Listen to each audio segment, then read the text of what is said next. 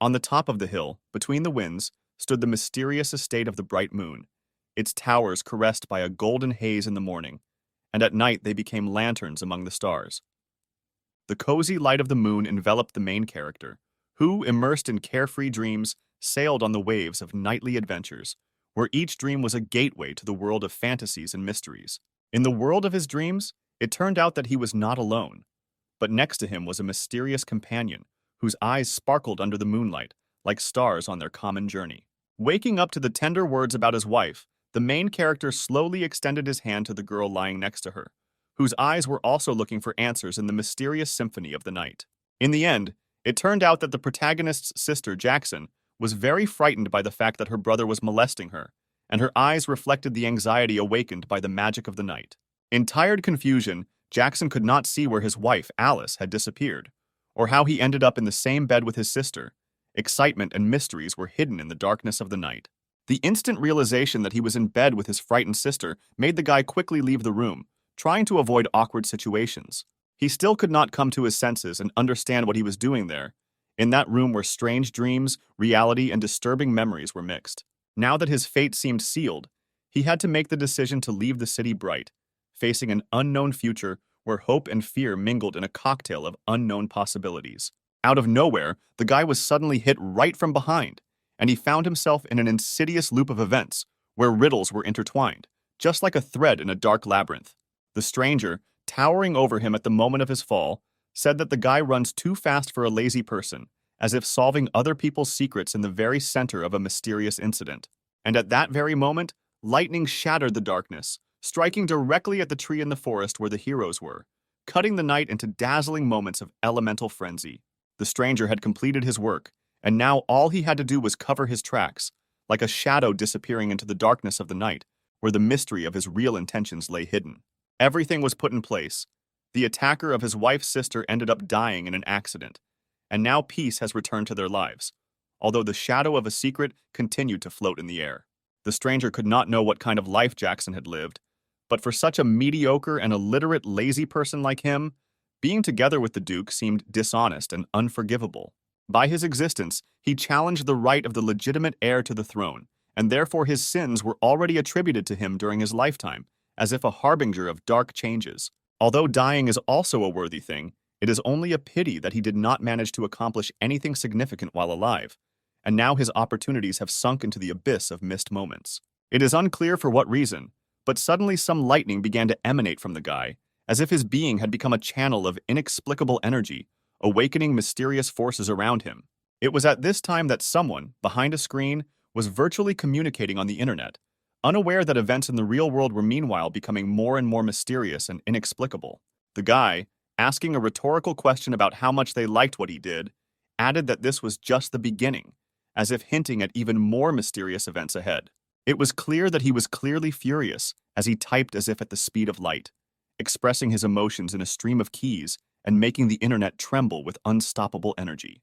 And so, out of nowhere, like ball lightning, it appeared right in his room, like a manifestation of mysterious energy in which lies the key to the solution. Of course, the guy was at a loss, unable to understand what was happening, and his soul was enveloped in a slight degree of fear of an inexplicable phenomenon. And what's more, after a few seconds, his body suddenly became paralyzed, as if it had succumbed to the influence of an invisible force, making the situation even more mysterious. And then, for some unknown reason, he began to literally disappear, as if his essence was dissolving in the ether of a mysterious incident. A few seconds later, he found himself in some incomprehensible space, where reality intertwined with fantasy, and time lost its ordinariness. Also, among other things, he felt like a ghost, because he could stick his hand right inside his body, as if the boundaries of reality and illusion had become unclear. How someone spoke to him and congratulated him, noting his new state in which he had become part of something greater than just a physical being. The voice announced that the Keyboard Warrior account had been successfully created, and if the necessary conditions were met, the corresponding functions would be unlocked, as if he had become part of the unusual world of his own virtual existence. The guy still couldn't understand what was happening, and now they were still talking about some kind of keyboard warrior, as if he had become part of an incredible journey in a world where reality and virtuality had merged into one. The voice said that to unlock the functions, it is necessary to collect 12 ancient scriptures of unknown lands, each description corresponding to the F1 F12 keys, and activate the corresponding function, providing the guy with a new and mysterious challenge. Finally, the voice only wished good luck to the keyboard warrior, as if opening the doors of virtual adventures and challenges for the guy. And a moment later, the guy began to move. It is unclear in what direction, as if he had become a participant in a virtual journey into unknown regions. At this time, Jackson watched as two men discussed something, and one of them confidently stated that at the moment it was possible to exclude the version of murder, leaving behind an article of a mysterious mystery. This moment revived Jackson, and he stood up abruptly, as if awakening from a meditative confusion to take part in new events. Of course, everyone present was scared, because the solution to the mystery seemed so close, but at the same time it still remained charmingly mysterious. The guy could not understand why these people were dressed so strangely and spoke Chinese that was unfamiliar to him, as if suddenly finding themselves in a parallel reality, full of unknown traditions and mysterious customs. As it turned out, the guy who found himself in an incomprehensible space moved into Jackson's body, creating even more mysteries in this confusing story. At this time, one of the men noticed that the eldest sister from the Chu clan was coming, adding a new element of intrigue and tension to the whirlwind of events. When the main character noticed them, he was struck by their beauty, as if his mind was stunned, and the roof was almost blown away by the contemplation of this sudden attractiveness. One of the girls said that if the lightning did not kill Jackson, it means that God decided not to accept such a scum like him, leaving him in a world of mysteries and trials. As it turned out, the guy who ended up in Jackson's body had the exact same name, revealing a new round of mysterious fate and intertwining their names in an amazing dance of coincidences. The girl in the pink dress asked her friend to tone down the conversation slightly, reminding her that he was her husband after all, creating a moment of awkwardness in the unexpected mixture of relationships and changes. Jackson couldn't believe that this loser had a wife, as if reality was revealing another mystery to him that he had to solve. Everyone around was discussing Alice's beauty, creating an atmosphere filled with feelings of envy, admiration, and disbelief in front of her amazing appearance.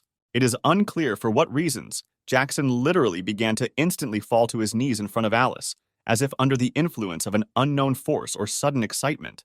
Those present could not understand why Jackson was behaving this way, because only a couple of hours had passed since the wedding, and he no longer recognized his own wife, creating a vague feeling of bewilderment and anxiety around him. Explaining that he is not a henpecked man who makes his wife worry, Jackson joked, trying to diffuse the situation and add lightness to an uncertain moment. The girl quickly calmed the guy down and reminded him not to let his hands go, because they were in the wrong position, creating a comic situation in a moment filled with unexpected funny nuances. Alice could not understand what experience he was talking about, because there seemed to be no problems or noticeable disagreements in their relationship. Then Jackson began to pester his subordinate Alice. Lolita, that was the name of Alice's subordinate, immediately followed her mistress, as if the employee was on duty, ready to carry out any instruction. Jackson was very tired, because Lolita didn't even bother to help him, creating the impression that the service was just a formality for her. Jackson was very infuriated by the fact that Lolita told them to go, because he didn't even get up, causing internal seething and irritation in front of an incomprehensible situation. His nerves could not stand it, and he flew into the carriage like a bullet, as if an internal explosion instantly led him to decisive action. Entering the carriage, he sat down on a comfortable sofa to rest, like a quiet oasis of calm in the turmoil of incomprehensible events. And right at that moment he smiled very much, looking at Alice, as if a bright and joyful mood had shone in his inner world. Alice told Lolita to let him stay in the carriage, as if showing care and attention to the tired Jackson, creating a moment of warmth in the situation. She asked Jackson to stop peeking, as if drawing his attention to the boundaries of his personal sphere and respect for privacy. It honestly made him laugh, and she seemed ashamed of her reaction, creating an unexpected moment of laughter and embarrassment in their interaction. When Jackson asked if they were late in Lolita Lands, she was surprised because she couldn't believe he knew about them, creating a mysterious moment of misunderstanding. Alice advised him that whatever he heard about these lands, he should never ask again, as if warning him against secrets that could change his life. The carriage set off and drove home, carrying with it mysterious characters and mixed feelings that are ready to be revealed ahead. When they arrived, Jackson could not understand why he was not allowed to enter through the front door, as if faced with an invisible barrier that upset and confused him. Lolita explained that only family members can enter through the front door, and he, as a temporary guest, only takes his wife living in the house. If he does not want to spoil the mood, he should enter through the side door, creating a moment of awareness of the rules and nuances of behavior in this home. In response to his harsh words about Lolita's tongue being like a poisonous snake, he inevitably faced a well-deserved blowback that revealed to him the true power of words. However, the hitch was that Lolita didn't even touch him with a finger, and he felt an emptiness, as if a whirlwind of time was carrying his desires into unknown distances. Alice firmly made it clear that, despite all the difficulties, she should treat him with respect, since he was still her lawful husband. Alice suggested not to waste time because their father and mother had been waiting for them for a long time. Jackson felt the joy of seeing that at least his wife was treating him with kindness, and that small joy made his days brighter. But Jackson's joy came to an abrupt end when he received something from his wife that changed the course of his thoughts and made his heart beat with anxiety. Lolita told him in shock that he had committed a terrible act at night, and now, as if nothing had happened, he behaved calmly. The protagonist's wife, Alice, decided to find out what punishment his father and mother were preparing for him. Having almost forgotten about this hellish incident, he needs to find free time to develop a strategy and unravel this hot tangle of events. Looking at his reflection in the water, he realized that it was no wonder why they looked at him with disgust. Because of the damn lightning, he looked not at all human. And right at that moment, as he was staring at his reflection, someone suddenly crept up behind him and kicked him forcefully into the water, causing him to lose his balance and burst into waves of bewilderment.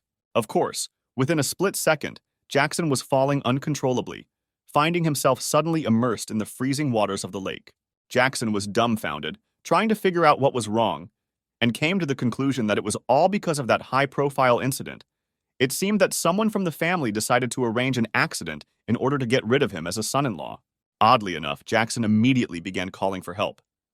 Seeing Lolita in front of him, for some reason he briefly thought that she was trying to take his life, or maybe his wife was allied with her in a conspiracy, conspiring against him, as if in the pages of passionate love novels.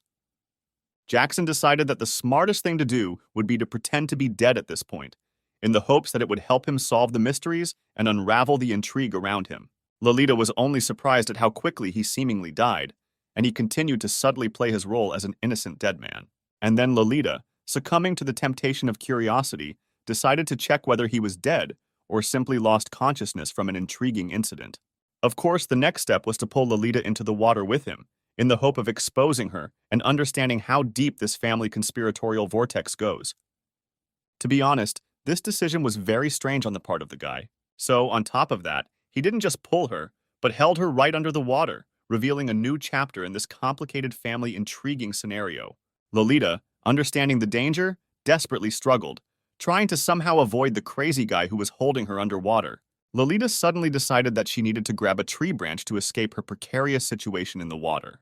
To be honest, it was clear on Jackson's face that he didn't fully understand what to do, because he simply stubbornly held Lolita underwater, and only in desperation did she decide to grab a tree branch to save herself. When Lolita lay unconscious, Jackson enjoyed looking at her eyelashes and said that if she were dumb, her beauty would be priceless. Realizing that someone in this clan wanted him dead, Jackson decided that it was too dangerous to stay here. But this world was completely unknown to him.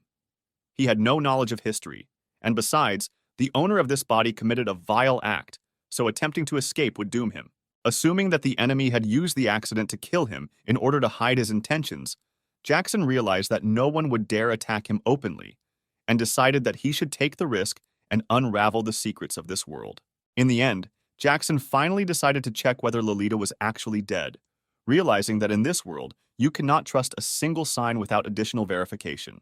To the guy's surprise, Lolita's heart did not beat, and he realized that the situation could be much more complicated than he had imagined. Realizing that he needed to act quickly because he had absolutely no idea what to do if she actually died, he rushed to find a way to bring her back to life. When Alice appeared, Jackson asked her if she would believe him if he said that he was trying to save Lolita, recognizing the need for explanations and preparing for explanations. When Alice began to use some healing techniques, Jackson was amazed to realize that his wife turned out to be a martial artist, which earned him unexpected respect and surprise. As it turned out, it was too late to teach Jackson this process, since his skeleton had already formed, and his natural characteristics were completely unsatisfactory for this type of healing. After this, Alice recalled that she asked Jackson to call her mistress, expressing her dominance and demanding respect. And soon it really worked.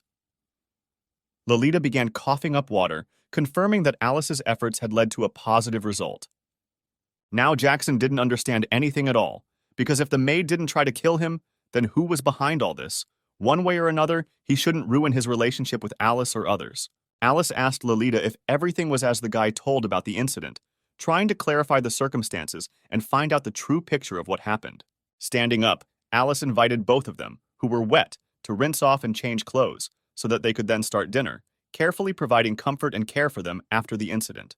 When Jackson suggested that they have to change clothes together, this caused Lolita to become furious, expressed in her reaction to the proposal.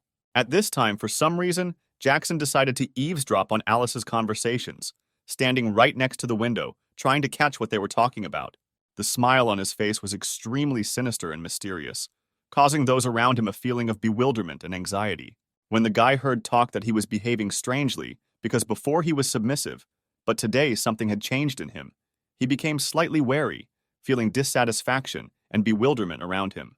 Alice also noticed that something was wrong with him and suggested that it could be the effects of a lightning strike, manifested in his strange behavior and changes in personality. Alice explained her decision regarding yesterday's incident by saying that it seemed very strange, and therefore she could not make a final decision until she consulted her parents. Lolita noted that the guy was lucky that the lightning did not take his life. Otherwise, Alice would not have had to waste time on him, expressing her surprise that he survived. And just at that moment, Jackson entered, knocking down the door, creating the impression of a forceful invasion and creating a tense atmosphere in the room. Yawning demonstratively in front of the girls, he noticed that it was dark and windy outside, and such weather always made him sleepy, adding a pinch of carelessness to his words. He explained his visit by saying that the husband and wife, in his opinion, should sleep together, creating an unexpected situation and leaving the girls in a state of embarrassment and bewilderment. And he instantly received a slap in the face from Alice, expressing her dissatisfaction and indignation at his unacceptable behavior. The blow was really strong, for the guy could not stand on his feet, emphasizing Alice's strength and determination in dealing with indecent behavior. Lolita laughed and noticed that the guy was nothing if he even dared to dream of a night with their mistress, expressing his disdain and ridicule. Everything was clear to Jackson now, realizing that his actions had caused certain reactions in the girls, and he realized that he was facing consequences for his behavior. Realizing that the previous owner of this body had not maintained a close relationship with Alice, Jackson decided to develop a new strategy, while his so-called wife clearly did not want this information to spread, forcing him to reconsider his behavior and plans. To Alyssa's surprise, Jackson stood up abruptly and smiled mysteriously, suddenly changing his behavior and creating a mysterious impression. Unexpectedly for everyone, Jackson began to sharply shout that where had it been seen that a wife refused to sleep with her husband, creating an unexpected scandal and tension in the situation. Alice couldn't stand it and literally shut his mouth, telling him to shut up, interrupting his cries and trying to restore calm in the room. Jackson, to be honest, was a little nervous. He did not expect such a reaction and realized that his impulsive actions only aggravated the tension of the situation. The main character said that if she does not want to sleep with him, then how can there be any talk of any kind of relationship? And that tomorrow he is going to go out and spread this information throughout the clan, emphasizing his determination and openness in action. And when the time comes, they will find out which of the two will lose more reputation, emphasizing that the situation could have consequences for both and will become a kind of test of their social status. His reputation was already at an end, and he had nothing to fear, by the way. She had nothing to fear either. Thus, he intended to convey to all the young gentlemen that she was pure and blameless. Turning around, Alice asked if he really wanted to sleep with her, expressing her bewilderment and demanding clarity in this ridiculous situation. On the outside, Jackson calmly confirmed that this was true, but on the inside he was shocked because he did not expect her to agree to such a proposal, expressing his inner surprise and unpreparedness for her positive answer. Alice stated that he would be with Lolita tonight, making a decision and pointing out the need for respect and devotion in a relationship. Of course, such news that the girl and the guy were in complete shock, causing surprise and unpreparedness for such a turn of events. Lolita decided to ask if Alice was joking, expressing her uncertainty and desire to understand how serious her words were. Alice asked what was the matter and if Lolita had any objections, showing interest and willingness to listen to her point of view. Alice said that today, while he was saving her, he probably managed to touch her wherever possible, adding that she is a concubine maid, and this is part of her duties, expressing irony and sarcasm. The protagonist felt incredibly confused when faced with the mysterious custom of sending another woman to bed with her husband, and his mind wove a puzzle of questions, revealing mystical traditions in which habits became alien and mysterious. Lolita suddenly burst into tears, admitting that she did not want to give up anything, and then added that Alice seemed to be being too kind to her, causing her to cry with mixed feelings. Jackson, who decided that the girl's lack of embarrassment could be his advantage, decided to support their game and see which of them would give up first, since the ears had not made a bet here. While Jackson played his game, Alice was lost in thought about who in their clan could be a spy and prayed with horror that it was not Lolita. The guy looked dead, and the reasons for this condition remained mysterious, creating a fog of misunderstanding around what could have led him to such a depressing state. Lolita expressed the opinion that she had always considered the guy worthless, but now realized that apparently she overestimated him, underestimating his actions and qualities. It suddenly became clear that Jackson seemed to be more than just a man, calling into question the idea of his gender and adding to the mystery of his personality. The main character naturally found himself in complete misunderstanding, unable to understand what was happening and why these events were developing with him in the leading role. Jackson walked out into the street naked, causing mixed reactions from those around him and leaving behind a whirlwind of questions about his strange act. It didn't matter to him how difficult the level in the game was, he would definitely find a way out. But what he needed to do remained a mystery hanging in the air. He believed that if he died, it would be the end of the world, convinced that things couldn't get any worse. Approaching from behind, the man said that his impotence was caused by a prohibition spell cast by other people. It was terrible, but according to him, it could be corrected. Jackson instantly peered into the secrets of his past, trying to figure out who could be the initiator of such a spell, and a wave of questions grew in his mind, threatening to shake his stability.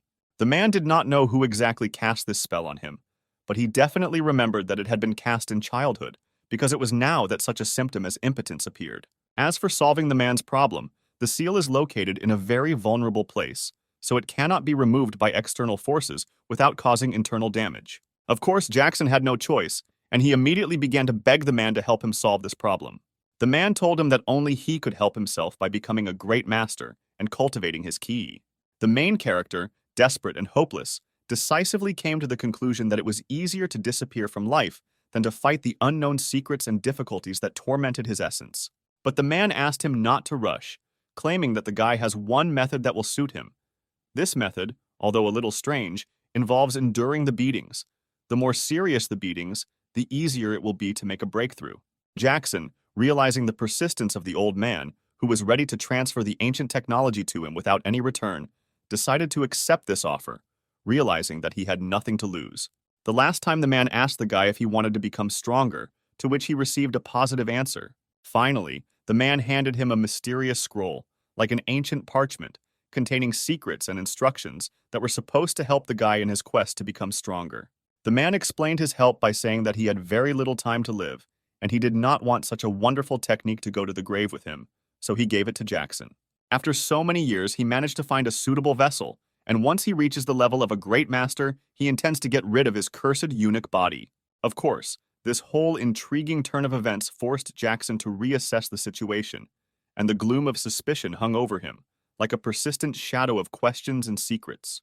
And right at that moment, Jackson was asked to activate the keyboard, as if opening up a new path for him in this mysterious story.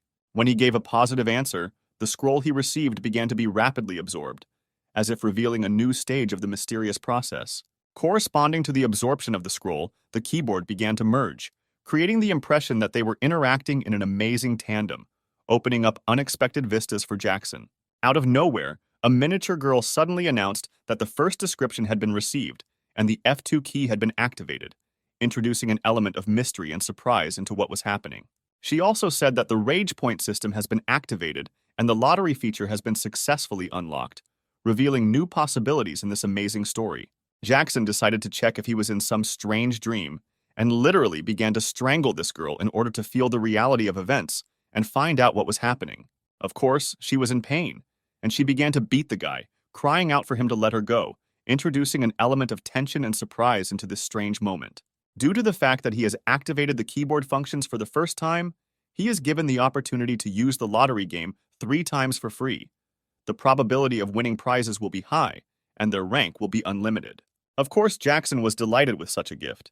especially considering that he was new to this strange world of possibilities and secrets. Using an item from the lottery, Jackson transformed the pain from the rich woman into pleasure. Although the damage level remained unchanged, however, with fatal damage, the blocking effect took effect when the last drop of blood was spilled. The main character decided that he wanted to try his luck in the lottery again. On his second attempt at the lottery, the protagonist has much better luck when he ends up with a poison dagger, adding an element of danger and mystery to his adventures. To be fair, the girl laughed when the guy suggested that this poison dagger was the 999th option, adding a fun twist to the plot. She laughed when the guy suggested that the dagger with poison had 999 options, and then began to tell that this dagger was cursed. Once in a battle, someone mechanically licked it, and that person died instantly. It was enough to receive the slightest wound from this dagger to die. Demonstratively showing that the guy was going to lick the dagger, he asked what kind of fool would agree to such a reckless action. But suddenly Jackson realized that he had almost licked this dagger, which added urgency and danger to the situation. Having received such an unusual gift, the main character decided that he wanted to try his luck in the lottery again. Unfortunately, the guy found out that his free lottery was completed, which caused disappointment and added a note of surprise to the turn of events. Jackson felt an inner rage because he wanted so badly to play the lottery again.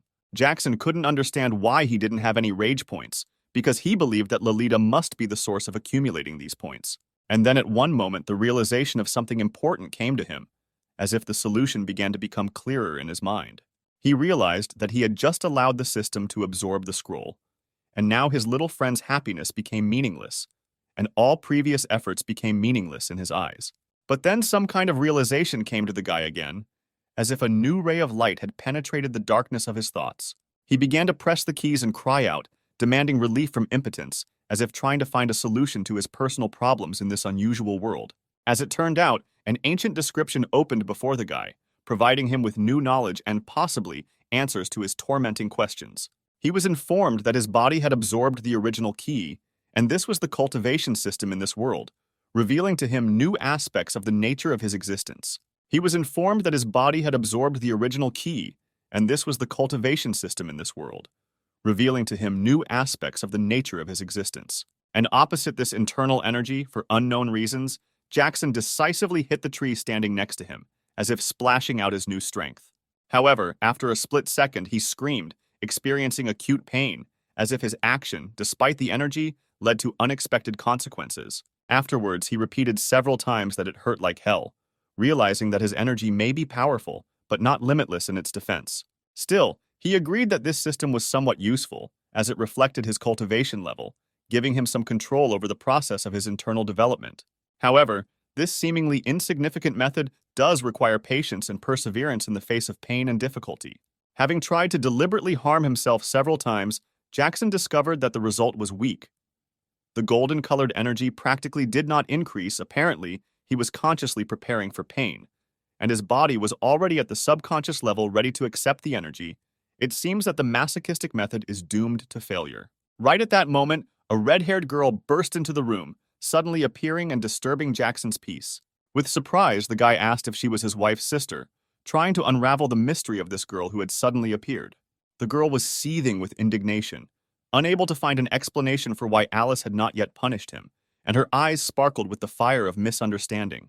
Jackson completely ignored her words, enraptured by her charm and cuteness despite her indignation and irritation. Charlotte, who turned out to be the girl's name, poured out 10 points of her indignation on the guy, while he, perhaps, only caught the beauty of her name.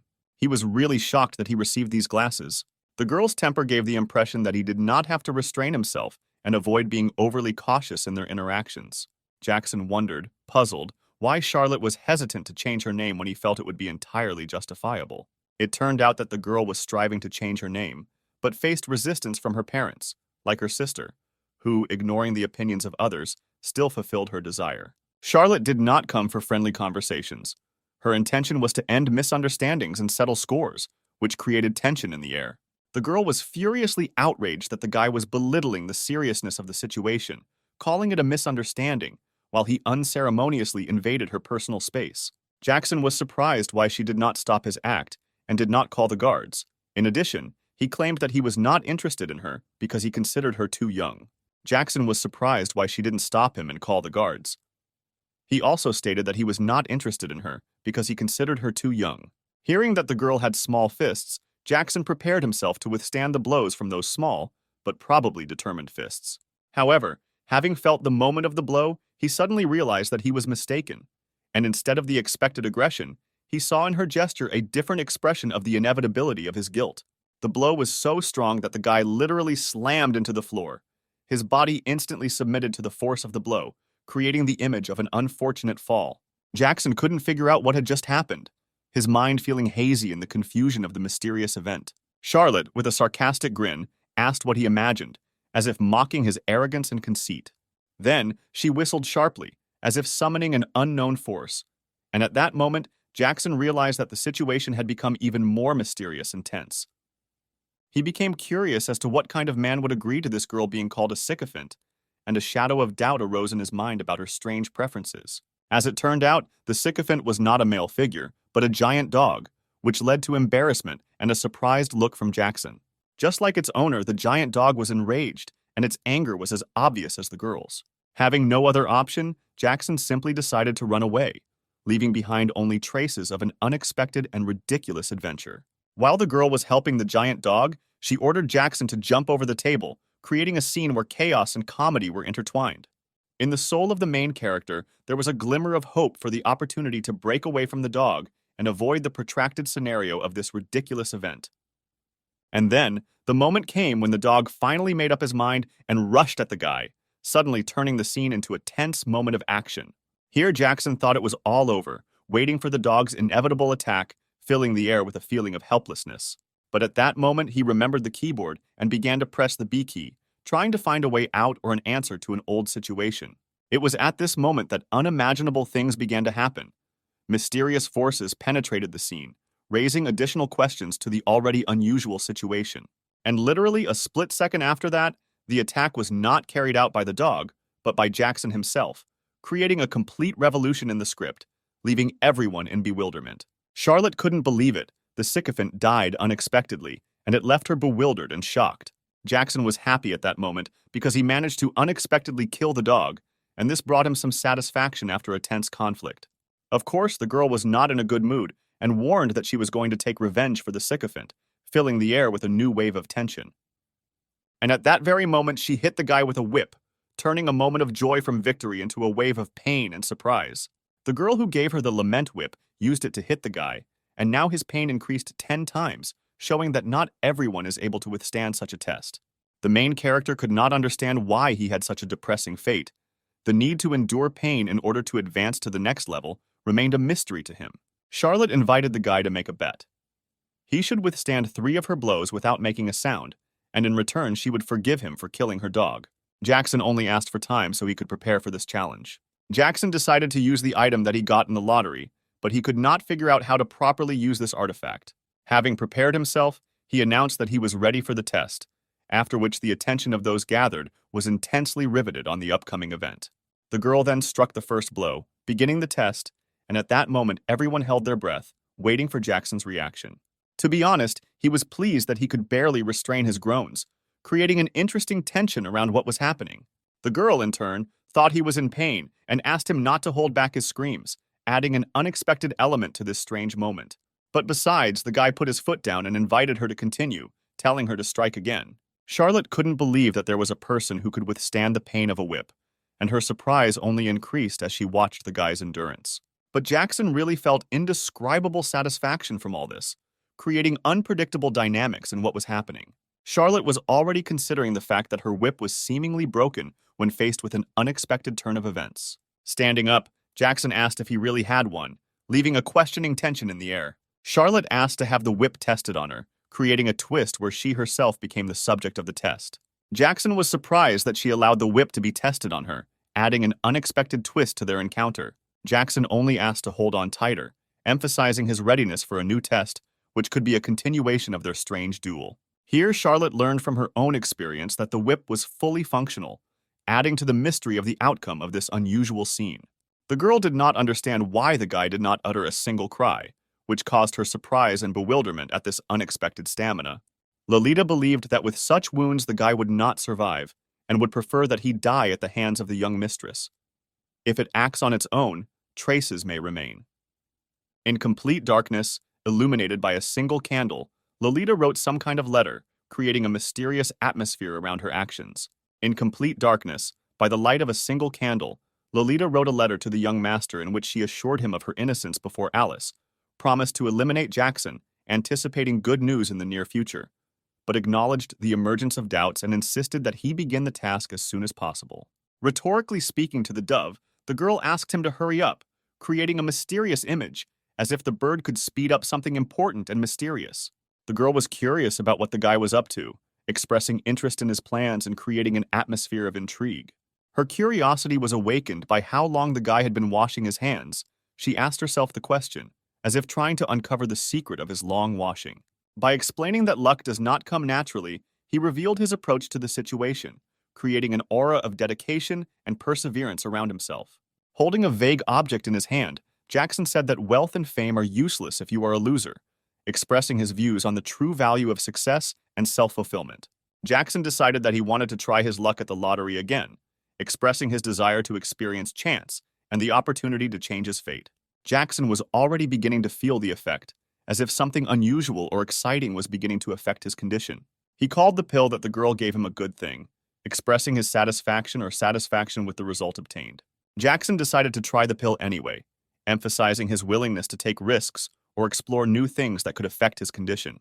Then, an indescribable effect occurred, as if he was being torn into small particles, creating an atmosphere of mystery and unknown influence around him. A light flashed on the control panel. The system joyfully reported that her natural abilities had been improved, as if the internal code was filled with new energy, ready for adventure. In the golden halls of his duchy, the Duke of Bright Moon, the head of the clan, rules the city among 3 children, 2 daughters, and an heir son, who, orphaned at an early age, was raised by his aunt and uncle, and despite his worthlessness and reputation as a slacker, grew up to be a real handsome. Jackson wondered why the richest Bright Moon duchy took him, such a non-entity as a son-in-law. I couldn't help but think that this was part of some secret plan. Jackson's morning began not with aromatic coffee, but with refreshing water that poured generously on his face, bringing wakefulness with the first rays of the sun. Michael, pouring water over Jackson, did not understand why he was trying to look like the boss, but did not express his thoughts out loud. Michael teased Jackson by lightly hitting him on the shoulder, provoking him to hit back, but Jackson stood his ground, avoiding getting involved in the fight. Michael didn't seem to expect Jackson to strike, but at that moment, in surprise, he realized that it had actually happened. After this, Michael, angry, made a threat, promising to give Jackson hell and even threatening to kill him. At just the right moment, the commander entered the room, breaking up a tense moment that could have led to further conflicts. Michael, as if carefully explaining to the commander that he had woken up the guy, suddenly hit him right in the face, accompanying this gesture by breaking his nose. To be honest, the commander was amazed that the guy survived, despite the severe whip wounds that became apparent during the incident. The commander ordered his subordinates to bring a stretcher for the young master, showing concern for his condition after the unexpected incident. At this time, Jackson defiantly made sounds of pain, emphasizing the severity of the injuries he received in front of the attentive gaze of others. Within seconds, Jackson was lying on a stretcher, confirming the seriousness of his condition and his readiness to receive emergency medical attention. Lucy was present in the room, and Jackson immediately noticed that the depravity of this girl was an integral feature that did not escape his attention. Lucy, with an attentive look, inquired of Jackson if he knew exactly why he was in this place and what led to his unpleasant situation. He said, as if with pride, that of course he knew, because he had managed to get into bed with his wife's sister.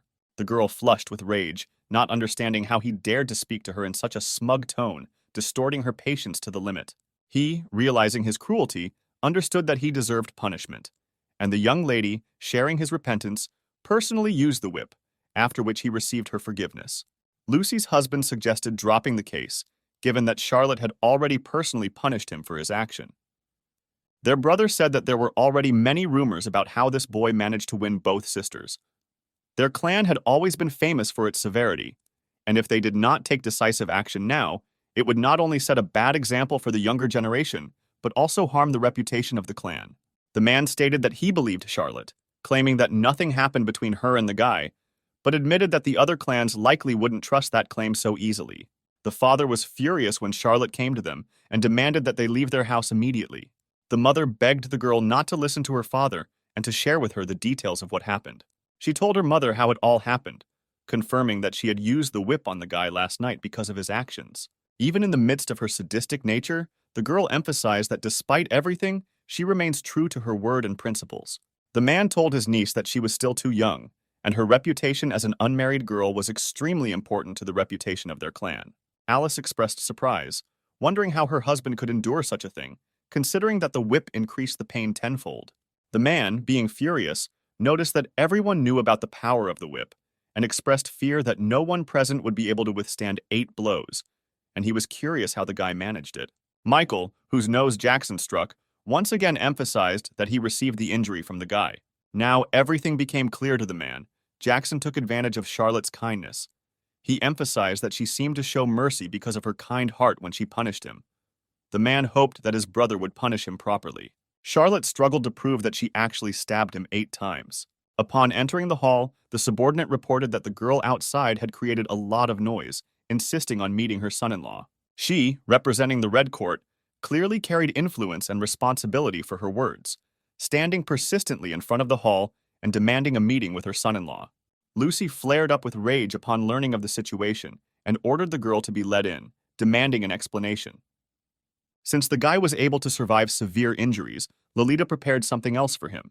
In the twilight, framed by a haze of mystery, against the background of music sounding in a smooth rhythm, a mysterious woman suddenly appeared, shrouded in an aura of mystery, like a character from an unknown world.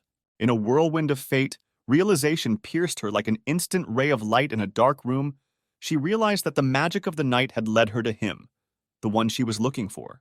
Immediately descending on him, she began talking uncontrollably, reminding him of his promise to return and accept her into his clan, while not forgetting to mention that he had even provided her with a certain amount of money.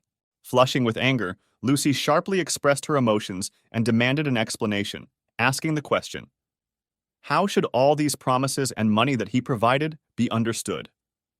Jackson assured that he would immediately clarify the whole situation, preparing Lucy for revelations that could change her view of what was happening and the future in their relationship. The main character expressed his curiosity, wanting to know the girl's name, creating a moment of anticipation and mystery in the air. In a graceful gesture of politeness, Jackson specified how much he should pay for the girl's services, showing tact in a question that could change the tone of the entire conversation. After careful calculation, the girl reported that the amount owed was 30 silver coins, adding a certain amount of surprise and mystery to the atmosphere of the conversation. At this time, the men discussed that the young man's taste was clearly different and could cause mixed reactions, adding a note of humor and ease to the conversation. Jackson, despite the young man's taste in question, offered to generously triple the amount, providing 300, of which the remainder were to go to the engagement ceremony, adding a romantic note to the conversation. Lucy's husband asked her to wait a little, leaving unspoken expectations and mysterious moments in the air that could change the course of their conversation. Without any falsehood and with respect, Jackson, realizing his financial difficulties, turned to his wife with a request to lend him 300, which introduced a new element of reality into their conversation. Lolita, addressing everyone present, could not imagine how everyone could so easily accept the fact that Alice agreed to the proposal, creating a degree of bewilderment and intrigue in their discussion. Jackson began his story by sharing the story of how his former concubine could not stand the difficulties in the military camp and ran away, but expressed confidence that Alice would be able to cope with the tasks assigned to her. Jackson explained that his wife had given his former concubine to the army, but she found it difficult to entertain the soldiers every night, introducing a new element of complexity into the story and leaving questions up in the air. Alice, showing her determination, ordered the servants to take the girl to a military camp, bringing intrigue to the scene and emphasizing her authority in this situation. Of course, the girl expressed her opposition to such an idea, introducing a note of resistance and creating new difficulties in the course of their plans. And so, abruptly and unexpectedly for everyone, the girl turned to Michael, adding excitement to the atmosphere and introducing new dynamics into their discussion. With a confession on her face, she announced that Michael had planned this whole idea, and it was he who told her to do this, revealing her cards and throwing everyone present into confusion. Immediately after uttering these words, she immediately received a strong blow to the face, as if disagreement with the disclosure of the secret was expressed in a harsh answer. Michael flared up in uncontrollable rage, his anger thundering through the air, creating a tense atmosphere and an unexpected turn in the course of events. The man approached Michael and, relying on his good-heartedness, asked if what was said was true, introducing an element of doubt into the situation. The girl began to explain that Michael gave her 20 silver coins and ordered her to come here so that she would report this, revealing to everyone the details of their insidious plan. Of course, Michael immediately fell to his knees, begging for forgiveness, creating a sudden twist in the script and showing his unexpected vulnerability. But Michael admitted that he was ordered to do it by someone else, adding a mysterious element to the events and raising new questions in the air. Lolita, attentive and alert, at that time began to closely monitor what was happening, emphasizing her vigilance in this situation. Michael began to explain that at that time he could not clearly see this person, making clarifications and trying to justify himself to those around him. Michael revealed that the man was talking to him from the other side of the wall and bribed him to carry out this action, exposing the secret conspiracies and intrigues to everyone. The man decided that no one would continue the past events, and no one would discuss it in the future, trying to put an end to the complex intrigues and maintain peace in the relationship. Lucy didn't agree that they would just let Jackson go, expressing her doubts and objections, creating a new turn in the conversation. Well, of course not, because Jackson got involved in all sorts of dirty deeds. To prevent future troubles, he will be sent to study at Bright Moon Academy, imposing a strict condition on his future fate. Now the girl agreed with this, because then he would at least be able to help the clan as an accountant or something similar, finding a way to make a useful contribution to their common cause. Jackson decided not to bother too much with the academy, but to play the lottery first. He did not even expect that he would accumulate 1646 rage points, opening up new opportunities and turning the plot in an unexpected direction. Suddenly, Charlotte ran up to him with a storm of joy, adding a touch of surprise and possible fun in the upcoming events to the plot. He couldn't understand what she was doing here, and confusion flashed in his eyes, confronting him with a new secret or twist in their plot. To the surprise of perhaps the guy himself, she came to apologize, creating a sudden resolution and trying to restore peace in their relationship. According to their argument, she decided to forget about what happened that night, but today she failed to protect him, and he was even punished for what happened, adding a new twist and incredible tension to their story. He said it was normal because she was still a child and had no say in the family, adding contrast to the situation and raising questions about power and relationships in their society. Charlotte was bursting with anger when the guy called her a child, creating internal tension and emphasizing her desire to recognize her independence and adulthood. In the future, when he got to the academy, the girl promised to protect him if anyone tried to bully him. He just had to tell her, adding a new element of support and protection to their relationship. A few minutes later, Jackson suddenly and very loudly sneezed, creating a sudden comic moment that added lightness to their surroundings. He won a lottery bottle of poison that can cause everyone within a small area to become paralyzed and powerless, adding an element of intrigue and danger to the plot. At this time, a stranger ran up to the guy, creating uncertainty and mystery in their communication, which could affect the course of events. He then asked if the guy had a cold and offered him thicker clothes, showing concern and creating additional opportunities for the plot to develop. As it turned out, it was his servant and fellow student, revealing an unexpected connection and adding an element of intimacy and support to their relationship. Jackson once again asked to repeat what the guy called him, showing interest and possible misunderstanding in connection with what had happened. And following Jackson's instructions, the guy called him Young Master 150 more times, creating a comic scene and playing with the circumstances. Jackson decided to ask the guy's name, introducing a new element of curiosity and a hint of the future into their conversation. The guy introduced himself as Jason, completing the introduction of his own identity and creating a new dynamic in their dialogue. This name, which the old gentleman gave him, introduced an element of mystery and raised questions about the connections between Jason and previous events. Jackson asked Jason if he knew why he was chosen as a son-in-law, adding new notes of intrigue and development to the plot of their relationship. He thought that if Alice chose him, then he could rule out the possibility of murderous intent due to an arranged marriage. But this girl was not blind. She must have fallen in love with his handsome appearance and wanted to taste his body. Jackson then inquired about Charlotte, adding a new element of curiosity and tension to their conversation. As it turns out, Charlotte was picked up off the street 3 or 4 years ago, revealing yet another mystery and adding complexity to their story. As it turned out, there were no craftsmen in the city at all, emphasizing the unusual and difficult conditions in which the characters had to operate. Jackson was very surprised that there was not a single master in the city, expressing his amazement and creating a riddle that would need to be solved later. Then, for some unknown reason, the main character became interested in whether there was a miracle doctor in the city known throughout the world, introducing a mysterious element of research into the course of the plot. Jason revealed that there was a divine physician in the city, the most skilled doctor in the entire city, adding an element of supernaturalism and intrigue to the medical aspect of their story.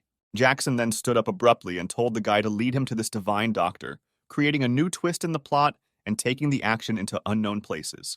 Jason reported that the doctor charges 100 silver for the registration fee, which introduced an element of financial interaction and possible difficulties for Jackson.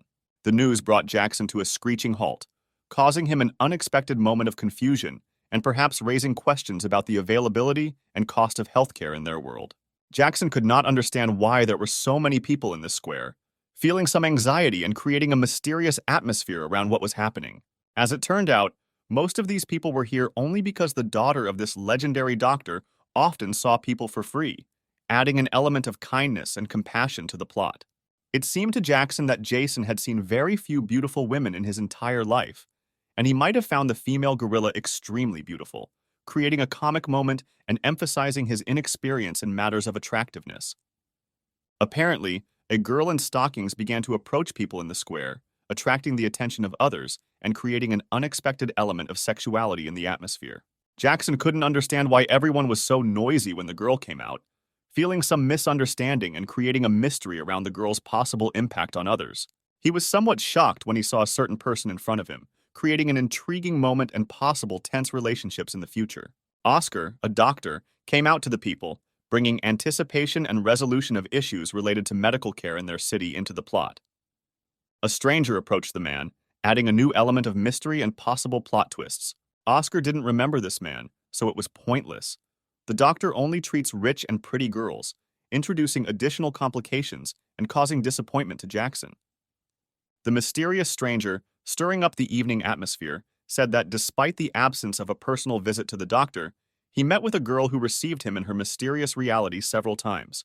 Oscar, realizing why his responsibilities had recently diminished, suddenly realized that the girl, accepting everyone for free, had become the secret source of his unprecedented freedoms. Jackson, struck by the surprise, noticed that the doctor, in a candid moment, referred to his daughter as a poor damsel, leaving in the air a mysterious and touching sense of her fate. Among those gathered, it was noticed that one of those present was immodestly holding an erotic magazine in his hand, adding a mysterious touch to the atmosphere and causing whispers from surprised guests. Handing the magazine to the doctor, he explained that it was the latest issue of Heaven and Earth that he had just received, introducing a mysterious element to the exchange of information between them. Oscar assured that the man might well appear, adding that he himself would come later, shrouding the upcoming meeting in mystery and unknown expectations. Jackson entered with determination, only regretting that he did not know the art of drawing, because the inner flame demanded expression through a skill that he did not have. Oscar justified his action by arguing that a man who seemed completely healthy could get advice by offering 100 silver, thereby opening the door to a world of mysterious trades and unpredictable agreements. Jackson was filled with nerves from this doctor, and his patience was running out, leaving an unprecedented tense moment in the air, like a light veil of mystery. Having revealed the secret, it became known that several years ago, desperate attempts to use force on Jackson were brutally suppressed by the doctor, leaving a trail of dilapidated victims. Jackson could not grasp the reason for the guy's tediousness and wondered, is it really that it is so impossible to complete the doctor's task, which leads to such indifferent behavior? Jason explained that Jackson was only partially aware, not having learned all the details that contributed to his assessment of the guy as boring. Jackson noted that if Jason returned, he would remain for a while, leaving a mysterious anticipation in the air about possible events and plot developments. Finally, Jackson made the decision to engage in conversation with the doctor, determined to unravel the mysteries that shrouded their meeting and opening a new chapter of unknown events. Jackson finally dared to ask what would happen if he completed the task, but the doctor was powerless to cure him, introducing a note of foreboding and uncertainty into the conversation. The doctor noted that if a guy is silent about his impotence, then it is considered an incurable disease, which introduced a shade of dark mystery and seriousness into the conversation. Jackson, having decided that he would carry out the task, expressed his readiness and asked where the jackals could be found, injecting an aura of adventure and determination into the conversation. Jackson recognized that the man had a sharp tongue but a soft heart and agreed that he truly deserved the title doctor, leaving a hint of respect and recognition in the air. Jackson, surprised to discover that these ears were actually real and not just accessories, suddenly realized that he was in a world where beastmen existed, tearing the veil of reality. In his opinion, it was simply heaven on earth, where the amazing and the unimaginable merged, creating a unique, wonderful place. Jackson was approached by someone from the crowd, who introduced another unpredictable thread into the plot, which became the beginning of a new turn in his adventures. A stranger approached the guy and suddenly called himself Ben, claiming that they drank and played dice together, introducing a new element into the plot of old friendships. Jackson announced that he was heading to the Valley of the Jackals, setting the stage for an exciting new phase in his adventures, full of mystery and danger. As it turns out, Ben is also heading to the Valley of the Jackals, intertwining the fates of the characters and promising interesting twists in the plot of their journey together. During their journey, Jackson carefully watched his new friend, feeling that mysterious secrets were lurking around him that were just beginning to be revealed. He wondered if, through Ben, he could find out who was behind the assassination attempt on the body's previous owner, revealing a new layer of intrigue in their joint search for answers. As it turned out, Ben was only at the third stage of cultivation, opening up to Jackson a world of secrets and possibilities that had yet to be explored.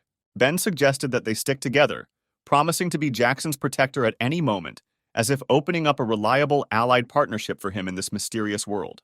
Ben claimed that he could easily defeat Jackson, creating a competitive dynamic and causing internal tension in their relationship. Ben said that brothers as strong as him can be counted on the fingers of one hand, giving their strength exclusivity and value in this mysterious world. Believing that Jackson knew nothing at all about cultivation, Ben saw no point in explaining, creating a moment of mystery and leaving him in the shadow of ignorance. Ben could not understand why Jackson was in such a hurry, leaving in the air the question of the ulterior motives and goals of his rapid movement. Jackson had already directly asked Ben if he had come here to capture him, introducing a note of tension and mistrust into the conversation. Ben, hearing the question, brushed it aside, saying not to talk nonsense, introducing a tone of mocking denial into the conversation and emphasizing his confidence. Ben explained that there was a small misunderstanding between their master and Jackson, raising the question of how their destinies were intertwined in this mysterious world. As it turned out, the master took Ben's wife and threatened her, revealing the prerequisites for entering into the conflict and adding complexity to their plot. Jackson was shocked by this information, suddenly realizing that in this mysterious world, there were dark intrigues and dangers that could even affect his personal life. Ben assured Jackson that he did not have to say or offer anything in return, since he was always ready to help him free of charge, establishing a friendly alliance in this strange world.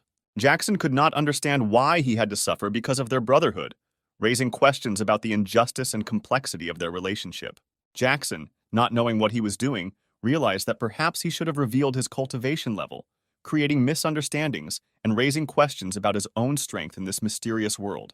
Ben finally made a decision, and despite misunderstandings and difficulties, killed the guy, ending this mysterious episode of his adventures in the world of secrets and cultivation. Ben assured Jackson not to be afraid, since the guy he killed had betrayed their gang, injecting a tone of loyalty and trust into their fateful brotherhood. Jackson explained that he needed to go to the Valley of the Jackals because it was a mission from the divine physician, revealing a new facet of the mysterious and mystical mission that he had to complete. After these words, Ben underwent an internal transformation as if going wild, creating a tense moment in their relationship and raising questions about the future of their journey together. And Jackson, in response to the change in Ben's behavior, began to make incomprehensible movements, creating a mysterious atmosphere and filling the air with the expectation of the unknown. There was no response to these incomprehensible movements, and Jackson simply fell to the floor, revealing a new wave of mysteries and questions in their unusual brotherhood. Ben noted that it's no surprise that everyone he meets calls him a loser, adding a mysterious edge to his personal story. Ben then kicked Jackson, creating a moment of tension and raising questions about what secrets lie hidden in their relationship. Jackson now realized that he was in an unpleasant situation when the dynamics of their meeting took an unexpected turn, full of tension and unknown dangers. Ben told Jackson that he had only himself to blame for insulting someone he shouldn't have, introducing a note of guilt and complexity into the conversation. Jackson could not understand who he had annoyed so much that he had caused such rage on the part of the previous owner of the body, leaving the question unanswered in this mystical labyrinth. The fact that Ben was secretive and rude greatly stressed Jackson, creating additional difficulties in their relationship and emphasizing the unpredictability of the situation. Ben offered Jackson a deal. If he answered his questions, he promised that his death would be quick and painless, introducing elements of mystery and tension into the situation. Ben was curious about how his body would work as the first lady of the clan, adding an element of intrigue and mystery to the plot. Ben then began to say various obscene things about the guy's wife, creating an unpleasant moment and adding spice and hostility to the situation. Jackson wasted no time in taking advantage of Ben's moment of reasoning, grabbing his sword and rushing to attack, introducing sudden action into the plot and changing the course of their confrontation. Ben, finding himself in Jackson's attack, still could not understand how he cultivated, introducing an element of bewilderment and surprise into the plot. Then, as Ben's body lay lifeless, Jackson dragged him toward the cliff, creating a mysterious scene and leaving questions in the air about the fate of this strange brotherhood. And oddly enough, Jackson was preparing to throw Ben's body into the abyss, adding a sudden twist to the plot and an unexpected segue into the next chapter of their adventures. In the end, it turned out that the main character was never able to complete his revenge, leaving Ben alive, like an invisible shadow in his past. With a grin on his face, Jackson asked if he had woken up, as if waiting to meet the moment when the secret would be revealed to him. Ben flared up with anger, not catching how the guy dared to attack him, his mind in a storm of bewilderment, like an endless ocean, trying to understand this unexpected outburst of aggression. Jackson suggested that he remain still, as if anticipating the dark vortex, but it was best to admit that his intentions extended to the desire to take life. After mentioning that Sect Master Ben dictated all the instructions, Jackson instantly plunged into studying every detail of this figure, as if revealing the mysterious pages of fate. Ben, claiming that the Sect Master's name was Jacob, swore that he did not know him, only said that Jacob, hiding his identity under a black cloak, remained a mystery, and it was impossible to determine whether he was a guy or a girl.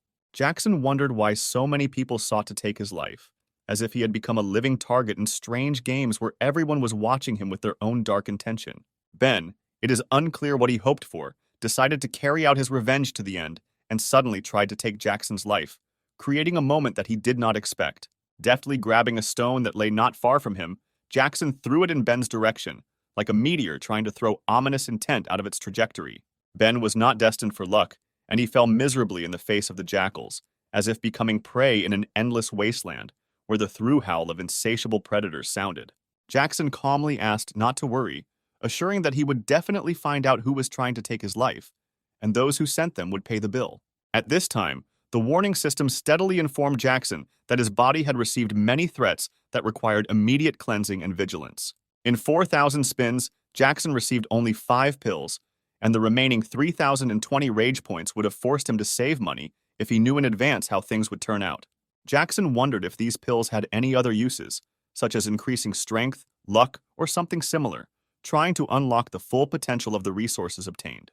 The protagonist was wondering whether to eat all 5 pills in one go and see if the effects would double, creating an unexpected surge of power and impact. Jackson couldn't imagine the waterfall that would flow from him. He urgently needed to visit the toilet, like drained water waiting to be released. The best place for this, he chose a lake nearby, where the water seemed an ideal refuge for his immediate needs. Here, for some unknown reason, Jackson seemed to feel ill, as if the shadow of a mysterious pain enveloped him, without warning of its onset. And at that moment, he realized that the miniature girl was the initiator of what was happening, like a cunning guide leading him to an unexpected set of circumstances. Instantly losing consciousness, he went limp in the water, like a weightless leaf falling into a bottomless lake, swallowed up in darkness. At this time, the girl was just swimming in the lake, unaware of Jackson's unexpected arrival, as if in a dance of water elements, intertwining in a fateful whirlpool. Hearing strange sounds, she instantly asked if anyone else was nearby, while Jackson lost consciousness and sank into the water of the lake. A moment later, Jackson emerged from the water, holding his head and exhaustively repeating that he was in great pain, as if waves of pain were reflected in his every movement. But Jackson only admired the girl and said that she was very cute. Swimming out of the water, Jackson, holding his head and groaning in pain, hastily explained to the girl that he had been caught while fleeing from jackals, hit a stone after falling into the river, and apologized, not wanting to scare, never expecting to meet a bathing girl in this secluded place. Saying that she was ready to help if any help was needed, the girl said that she had recently collected some herbs, as if offering her help in treatment. Asking him to turn away so she could change, Jackson instantly complied, as if respecting her privacy and handling the situation with due tact. However, unable to contain his attraction, he decided to get closer, an inner fire urging him to violate this moment of decency. Abruptly noticing that his nose was bleeding, he decided that it might be best to abstain from taking all 5 pills at once, the unintended consequences becoming noticeable. For some unknown reason, the girl suddenly jumped out from behind the bushes and said that they needed to quickly run away, as if the shadow of a warning was reflected in their peaceful solitude. Of course, Jackson could not understand what led to the girl's decision. The mysterious secret was revealed in unexpected circumstances. As it turned out, a red-eyed rhinoceros with the 4th rank appeared right in front of them, not sparkling with charm and possessing an explosive character, with an unpleasant habit of attacking any living beings that came into his field of vision. The girl warned the guy that this rhinoceros was pursuing them, an ominous threat not too far away from their heels. During this conversation, Jackson couldn't help but get distracted, fixing his gaze on the girl's breasts, admitting that the uncontrollable attraction was preventing him from fully concentrating on a serious conversation. Retreating from the massive stone, they did not count on the fact that this would be able to prevent the attack of the beast, realizing that the situation required more decisive action. Unfortunately, the rhinoceros did not even feel the impact of the stone, simply moving it out of the way, as if the mighty force of its movement did not give in to anything. It is unclear for what reason, the rhino suddenly calmed down and stopped, as if a sudden stop forced him to stop the chase. The girl turned out to be a real cunning one. She put some medicinal powder on a stone, threw it at the rhinoceros, who broke the stone, and the medicinal powder naturally fell on him, relaxing the animal. The girl explained that her father gave her this powder in order to protect her from possible perverts, creating a kind of security barrier. Returning to her story, the girl, identified as Oscar, voiced a short story about how her father gave her medicinal powder as protection against potential threats. The guy suddenly realized that in front of him was the doctor's daughter, as if solving the riddle of her mysterious knowledge and medicinal skill. The girl was tired of Jackson constantly looking at her breasts and resolutely asked him to turn away. Just scratching the back of his head, Jackson told her to cover herself with something, trying to avoid embarrassment and maintain decency in their unusual situation. The girl did not let up in her requests, begging him not to peek, trying to maintain her intimacy in this unusual circumstance. After a few seconds, she announced that he could turn around, as if to confirm that her requests had been heard, and to ensure that he could regain his comfort in communication. She expressed surprise that Jackson, who did not know martial arts, decided to go after the jackals, trying to unravel the reason for his unusual choice in this confrontation. Having learned that he was following high-level, restless jackals, the girl was surprised, realizing that these animals were capable of tearing him to pieces, as if meeting them portended danger. The main character knew that he would not go directly against them, but he was considering options on how to deceive them. He suddenly thought that he could use the environment to his advantage to deceive the jackals.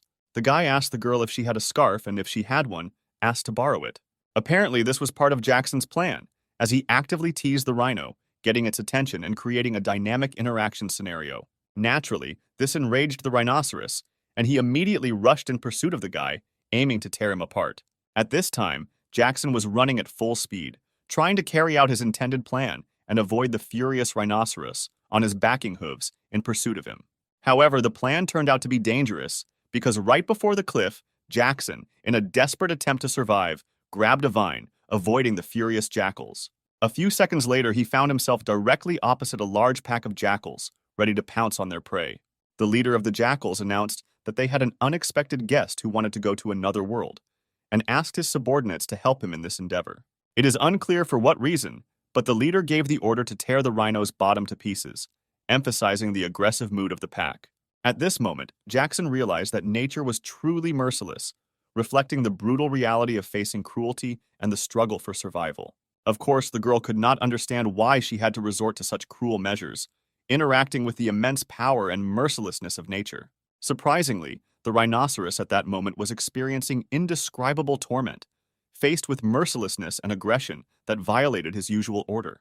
The Sokolovs showed no signs of slowing down, continuing their dirty and brutal work despite the suffering they inflicted on others. It is unclear where it came from, but a poisonous dagger suddenly appeared, threatening to add even more danger to the already tense situation. Naturally, the leader, struck by the poison, died immediately, leaving the pack without leadership and creating chaos in their endeavor. And his followers, by and large, also failed to survive, succumbing to the poison and finding themselves without protection. The girl immediately asked how the guy was able to carry out such a cunning plan and lead to such unexpected consequences for a pack of jackals.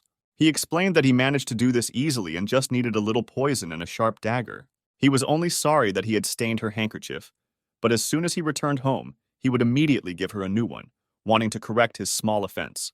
The girl immediately began to admire the guy because he showed incredible strength, having dealt with a whole flock of jackals alone. Delighted by her story, Jackson agreed to sell the jackal bezoars for his father's medicine, despite his adventures with the rhinoceros and jackals. The main character, to be honest, found himself in a slight misunderstanding at this moment, faced with an unexpected request from a girl to buy bezoars. The girl again turned to him asking for help. After a few minutes, Jackson finally decided to sell her the necessary bezoars. The main character explained his action by saying that everyone should help each other, emphasizing his own generosity and belief in the importance of mutual assistance. Jackson hoped that the doctor would not be angry, because the registration cost 100 silver, and he sold it to her for 150, expressing his hope that the deal would be understood. When the guy was about to leave, the girl abruptly stopped him, creating a moment of mystery and interest. The girl thanked Jackson for his help and invited him to join her, assuring that her father would definitely be able to help him solve the problem. Jackson asked Grace if she had heard anything about it. Thanks to his increase in rank, he could now clearly hear all the sounds around him, which is a magnificent achievement. Hearing footsteps, he ordered them to hide, inquiring about possible danger. At this time, a certain stranger attacked the very carriage from which the main character heard the noise, creating a tense situation. The man asked if they thought they could escape, emphasizing the inevitability of the situation. His sincere wish was that no one else from Blackwind Village would be left alive, expressing his determination and vengeful intent.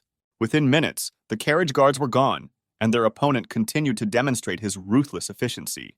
He stated that the former First Beauty had to live a little longer, since he needed to give his brother the opportunity to have a good time with her, instilling an ominous threat. One of the guards warned them not to dare touch Mistress Jane, otherwise their village would never forget this man, hinting at possible consequences. Grace began to explain that these were unusual bandits, the leader of which was Alexander, already a fourth-rank cultivator, and his minions were not much weaker than him, emphasizing the seriousness of the situation. However, Alexander noticed Grace and abruptly grabbed her hand, expressing his power and control in this situation. Of course, all the men immediately had dirty thoughts about what they could do with her, emphasizing the indecentness of their intentions. In hope, Alexander immediately began to harass the girl, demonstrating his aggressiveness and shamelessness. Jackson immediately grabbed the paralyzing vial, taking decisive action in response to the threat, creating hope for a change in the situation. Throwing the vial at the man, Jackson immediately used his sword, trying to protect himself and turn the tide. As one would expect from a bottle with a paralyzing effect, everyone around was indeed motionless, living up to its name. Alexander immediately flared up with rage and began to threaten that he would make mincemeat out of the guy, expressing his anger and aggression. Jackson was not afraid at all, but, on the contrary, began to mock Alexander even more, demonstrating his confidence and mockery.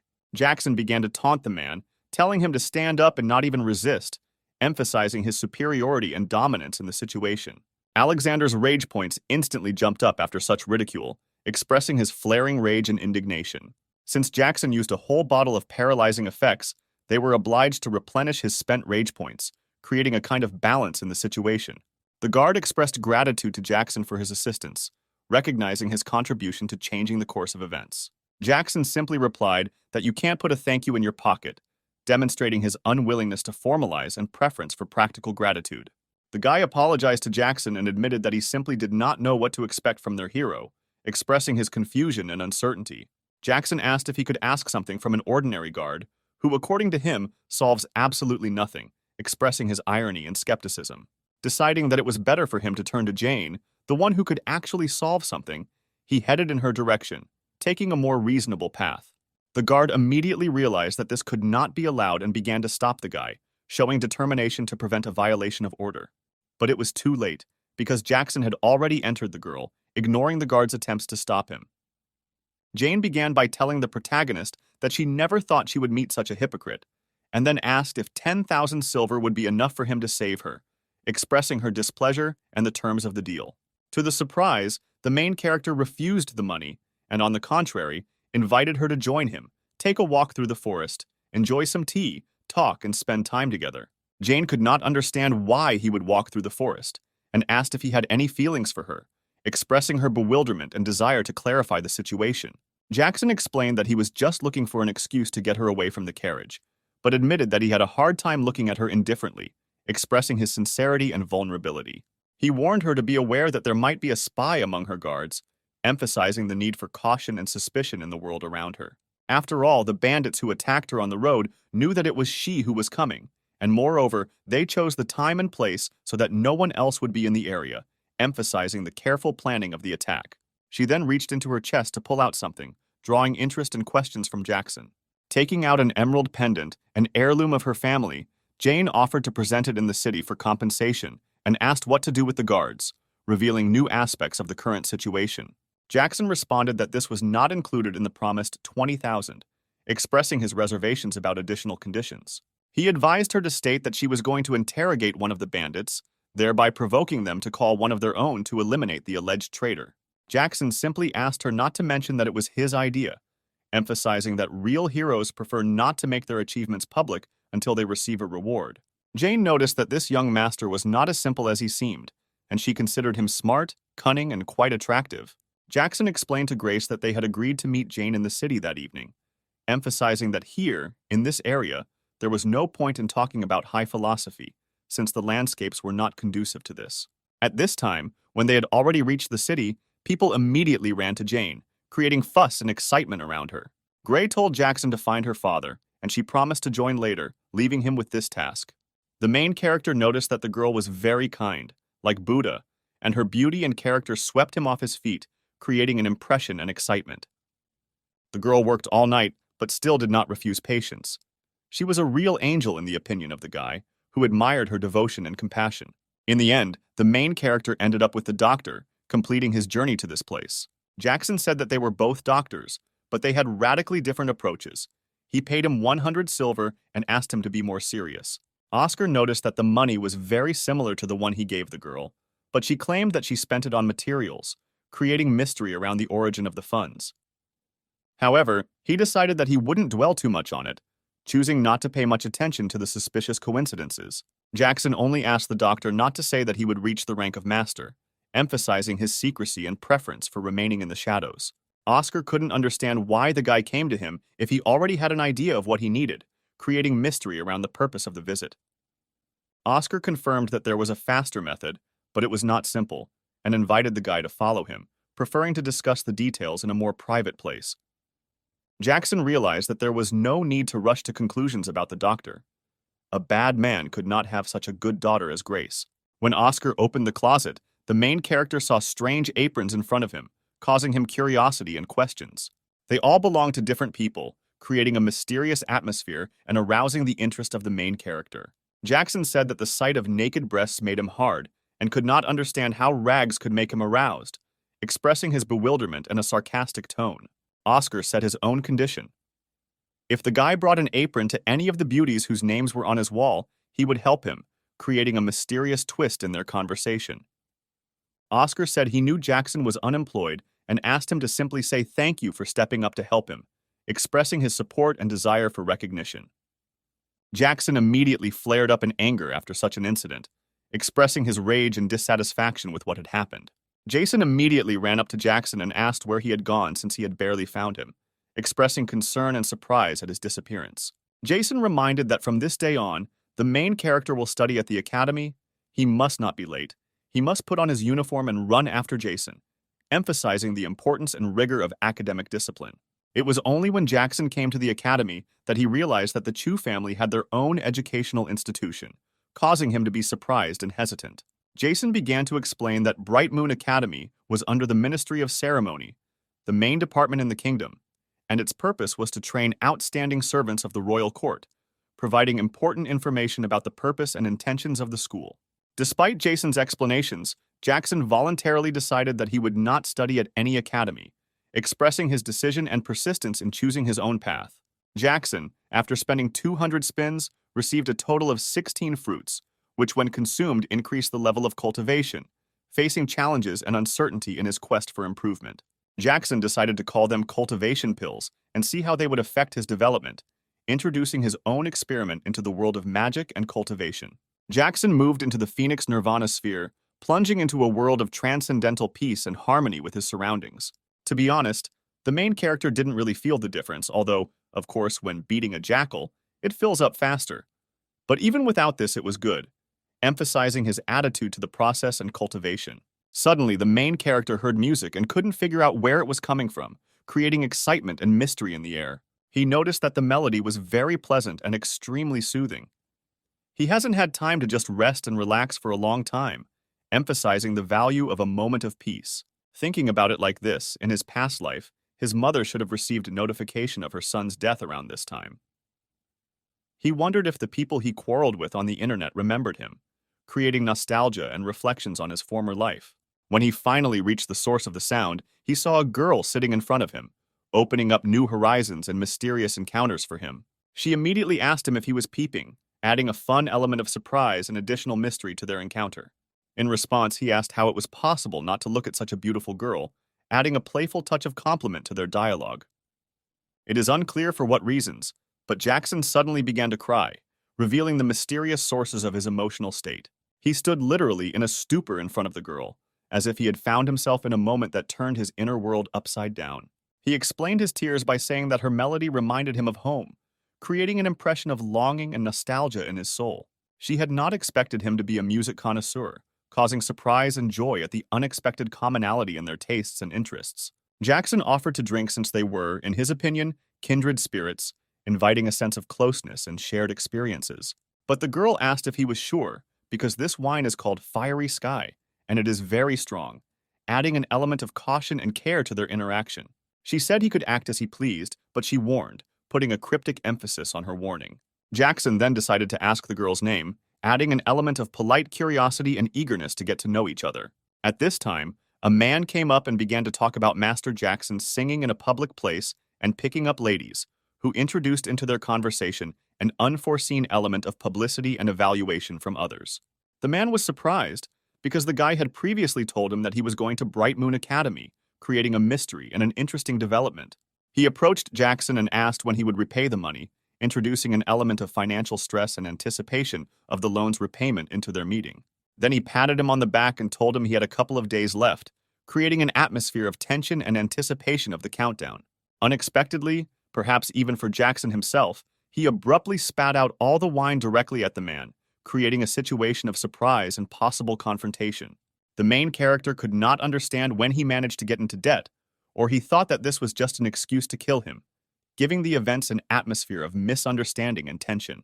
The main character became furious and asked if the girl was taking him for a fool because the bottle contained pure alcohol, which introduced an element of deception and disappointment into the conversation. The man was also angry and told Jackson to return his money immediately, threatening to turn his knees inside out, creating an atmosphere of tension and threat. But the man was abruptly stopped by the fact that the guy was holding in his hand a flask with a familiar company sign, creating an element of surprise and a possible resolution of the conflict. Lady Deborah surprised by her presence in the company of the scum Jackson, raising questions about her choice of company. And at that moment, Jackson felt that the man was afraid of Lady Deborah, realizing that now his position had become even more vulnerable. Tensions soared and Jackson immediately became aggressive towards the man. Succumbing to excitement, Jackson came up with a story that the girl was his sister, actively provoking the man with his behavior. After confessing, the stranger warned that Jackson had only 3 days left to pay off his debts. Jackson explained that the story about his sister was just a joke, but at the same time he invited the girl to be his little sister if she wanted to. The main character, Jackson, realized that he had to pay Lady Deborah 10,000 silver coins for a debt, and this caused him a shock. The main character realized that the previous owner of this body again intrigued him. Deborah warned that in their world, a promise carries weight, and breaking a vow will entail heavenly punishment. Deborah offered him an option.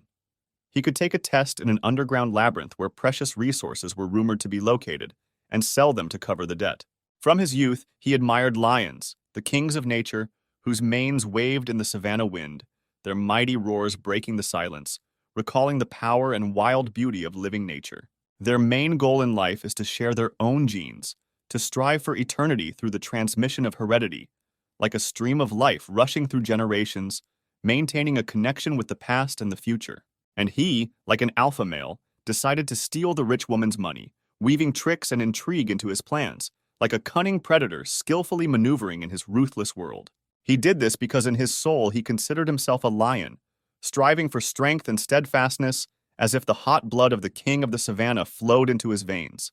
She gave him 300 rubles like it was small change, and he is sure that somewhere there is a stash, hidden in the shadows of intrigue and mysterious circumstances, ready to reveal itself to him.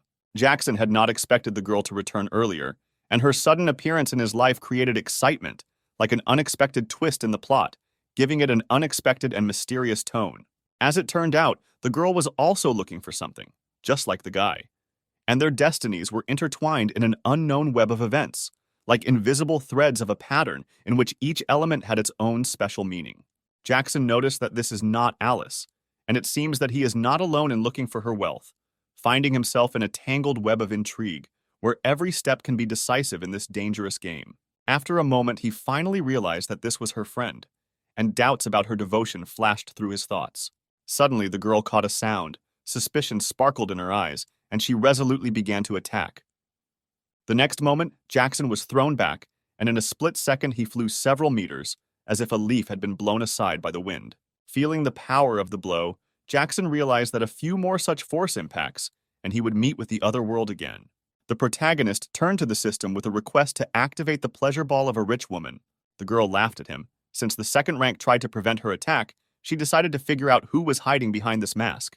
Then, approaching him, she decisively took off his mask, revealing his true face. Seeing his face, she instantly recognized his identity, revealing a secret that had long been hidden in their meetings and encounters. However, Jackson did not show any nervousness at this moment. On the contrary, he shouted the word surprise with enthusiasm, creating a mysterious atmosphere. Instantly grabbing her arm, he stated that the best way to counter ranged opponents was to engage in melee combat. Immediately, he began to ring her, not allowing her to move, trying to control the situation in his favor. The guy's luck was added to by the awareness of his opponent. He was clearly delighted, having managed to grab her breast during the struggle. The girl, unable to bear it, confessed and asked to let him go. But Jackson was not going to listen, and surprisingly did not let her go. In some incomprehensible way, a huge hole formed around them, mysteriously calling on unknown forces. Jackson realized he was lucky with the pleasure ball. Without it, he would have already turned out to be a scattered pile of ashes. The hole affected him so strongly. In addition, he successfully increased his rank, adding another merit to his victory over the hole. She radiated clear signs of her last strength, and a bright flame faded in her eyes, extinguished under the influence of a merciless struggle and fatigue. Suddenly, the main character noticed that the girl had passed out, and a lack of consciousness flashed in her eyes. The girl was already begging to let him go because she could not withstand further tension. Promising to let her go, he set a condition that she must answer his question before he frees her. Jackson suggested that they divide the spoils equally, and smiling intriguingly, asked what she was really looking for in this fight. She admitted that she was looking for the accounting book, and at that moment, she could not understand how the second rank survived her attack so easily. Promising to let her go afterwards, Jackson offered to divide the loot equally after learning that she was looking for the ledger. But given his position in the family, he realized that he did not know exactly where it was. Flushing with rage, Jackson couldn't fathom how they could work as a team if they didn't trust him. Maybe not now, but in the near future he will take a prominent place in the family, and then she will return with an offer of cooperation. Deciding that if she was so aware of his position in the family, she probably knew that he wanted Alice, Jackson asked her for help. The friend flared with rage since he, it turns out, actually assumed that she would agree to break the trust of her best friend for his sake. Ultimately, she nevertheless decided to help the guy, emphasizing that when he took at least some position in the family, he would thank her with support. Jackson discovered a strange thing. At first he thought that he had broken his shoulder, but in fact he discovered some kind of hieroglyph mysteriously looming on his skin. The main character did not have to worry, because this symbol is visible only to him. Having made his way to the third rank, a new function called an air storm became available to him. Jackson couldn't understand why she couldn't look attractive considering she was just a hologram. Girls, even in the guise of a program, turn out to be somewhat paradoxical creatures. Their actions and decisions do not always correspond to common sense, creating the illusion of human shortcomings even in the world of algorithms and codes. Jackson immediately began to study how this new feature worked, trying to master all its intricacies and capabilities. He could not accept the fact that the system could be sensitized or offended by encountering unexpected perceptions from artificial intelligence. After that, he began testing the new function, exploring its capabilities and boundaries, venturing into the world of airstorms with unprecedented enthusiasm. Usually in games, the air element hits an area, and he decided to find out what this ability can do, anticipating a new level of virtual capabilities. He finally decided to use his new ability, bringing a whirlwind of change into the game reality and enjoying the moment when the wind obeyed his virtual will. Lucy was furious that Jackson had dared to skip first class, showing his independence and earning her ire. Lucy's husband, Mason, argued that it was not their decision as it was their daughter's, stressing the importance of respecting personal decisions. She agreed that it was useless to argue with her daughter's character, but expressed a desire only to help, showing concern and confusion in the face of the complexity of motherhood. Just after these words, a guy literally flew into the couple. After a moment, he regained his balance, his gaze transformed from initial shock to persistent determination, and he was ready to answer the questions that arose. The woman instantly flared up, demanding an answer to the question of where he had been all this time. All these events unfolded due to the fact that an air storm, which turned out to be a movement technique, led to the unexpected appearance of a guy in the scene. For unknown reasons, Jackson changed his facial expression, creating a mystery around what was going on in his thoughts. The pleasure ball stopped functioning, and Jackson felt as if it was fading, overwhelmed by uncertainty and anxiety. Mason hurried to Jackson, relying on his paternal instincts, and began to question him about what had happened, taking a deep interest in the young man's well-being. Having begun his explanation, he said that on the way to the academy, he was attacked, robbed of all his money, and then thrown into the air with a strong blow, and that's how he ended up in this state. He admired how cleverly he avoided details, thinking it was simply brilliant of him. All of Jackson's belongings had already been moved to his room in preparation for his return after the incident. Mason was surprised at the effectiveness of their clan's medicine, because just an hour ago, Jackson was literally on the verge of death, and now he is completely healthy. The woman told him to return to the academy tomorrow, making it clear that it was important to continue his studies and restore the previous rhythm of life. She then called someone over, probably to instruct them to keep an eye on Jackson or to discuss additional precautions. A tall and muscular guy joined them, raising interest and questions regarding his role in further events. The guy's name was Ethan, the son of their butler, who had already reached the 3rd rank at such a young age, causing surprise at his early success. Also, the woman decisively appointed him as a senior, entrusting him with the leadership of Jackson's protection and security at the academy. Jackson noticed that Ethan inspired a certain suspicion, but at the same time showed friendliness, creating a strange but intriguing appearance. But suddenly, everything changed within an instant, and Jackson couldn't understand why Ethan had become so hostile. He was angry that Jackson didn't die, because if he had, Alice might have been free of her obligations. The main character called Ethan another heel of his wife, emphasizing his role and the feeling of her power over the situation. Enraged, Ethan noticed that his usual patience had been exhausted and the tension in the room had increased, creating an atmosphere of conflict. Ethan decided to wait until the day after tomorrow, after the test, to find out what Jackson would dream about, creating an intriguing atmosphere of anticipation around them. Despite the Academy's ban on hazing, his talent was obvious, and Ethan is confident that one day Jackson will beg him for mercy, recognizing his power and influence. After this, it became clear how insignificant the D level is, threatening that in order to avoid death, one must refrain from irritating Ethan. He will reveal his helplessness. It suddenly dawned on Jackson that unlocking his cultivation ability might entail unnecessary trouble and difficulty. At the podium, a man announced that the Academy was classifying students into heavenly, black, earthly, and yellow classes according to their abilities. Streams of students flying up to the podium to be tested and their names called. The first guy called was an extremely confident young man who asked everyone to refrain from crying after they saw his amazing talent. Of course, Ethan couldn't believe that this guy had an A level, because in the Duke's world, only a few people had such a high level of talent. The teenager prepared for the upcoming test, mustering determination and tension, ready to prove his exceptionality in front of the eyes of the evaluators. Silence enveloped everyone present, waiting for what would happen next. All eyes were fixed on the guy, ready to reveal his talent in front of an attentive audience. Ethan came after the guy, declaring that he would show Jackson real talent. Perhaps now he looks at him as the son of a palace family, but after descending from the podium, Ethan will find himself in a place where Jackson cannot even reach by raising his head.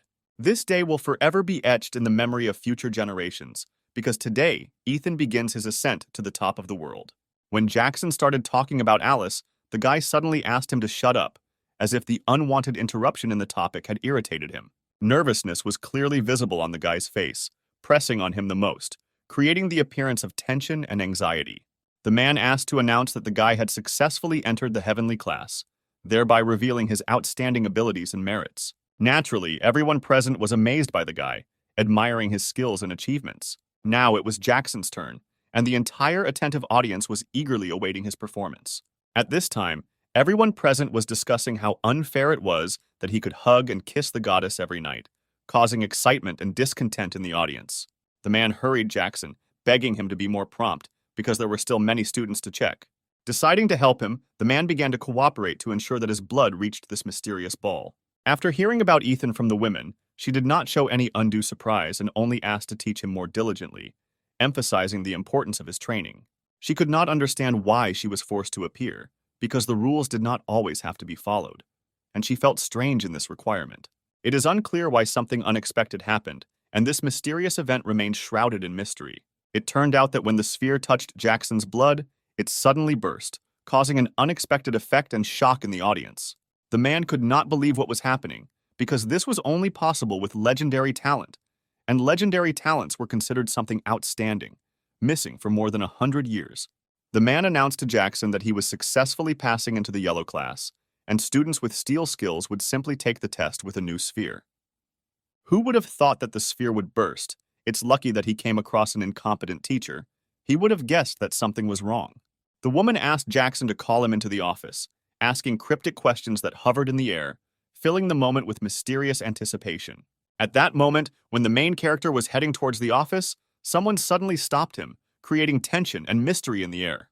Ethan warned Jackson slightly threateningly that any attempt to discredit Alice would not be without consequences, telling him to be careful with his words. The guy was a little surprised that the rector chose to meet with Jackson rather than with him, causing him some bewilderment and uncertainty. He was only told to wait until the rector had free time, and then she would call him, leaving the guy waiting and mysterious. It is clear that after this, the guy flared up with anger, irritation, and dissatisfaction. In a fit of anger, the guy promised that in the end, the family would become his, expressing determination and desire for change. Jackson was informed that the rector was waiting for him inside and asked to pass, filling the moment with anticipation and mystery. He couldn't understand why she called him alone, and doubts flashed through his mind whether this was something he should be happy about or not. Julia greeted Jackson, establishing a warm atmosphere and starting the conversation with kind words. From this, he concluded that the situation seemed to be promising, hoping for positive prospects. For some unknown reason, Julia suddenly slapped Jackson, creating a mysterious turn of events and shock in the audience. She explained her action by the fact that he allegedly looked at her lustfully. The explanation added piquancy to the situation. The last person who looked at her like that ended up in the hospital almost immediately, hinting that she did not tolerate even a hint of inappropriate behavior. However, Jackson apparently didn't get the hint and continued to violate boundaries further by gazing lustfully at the woman, ignoring the warning and causing resentment. She, being angry, asked if she should rein him in right on the spot, expressing her intense displeasure and irritation. Then he realized that even if he took advantage of the sphere of pleasure with a rich woman, his fate would still hang in the balance.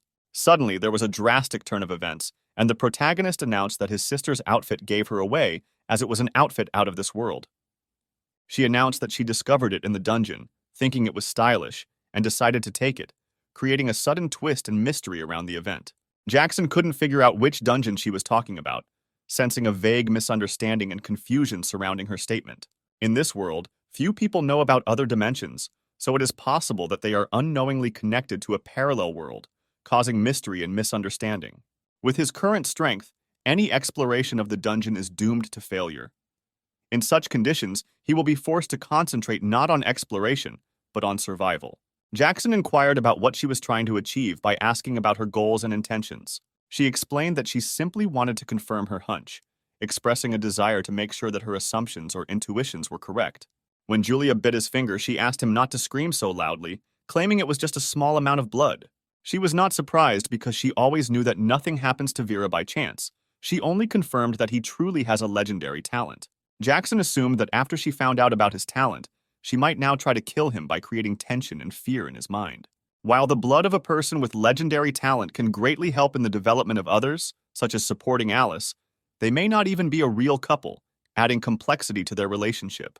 She talks about him as if he is some kind of burden or nuisance, instilling feelings of inferiority and underappreciation.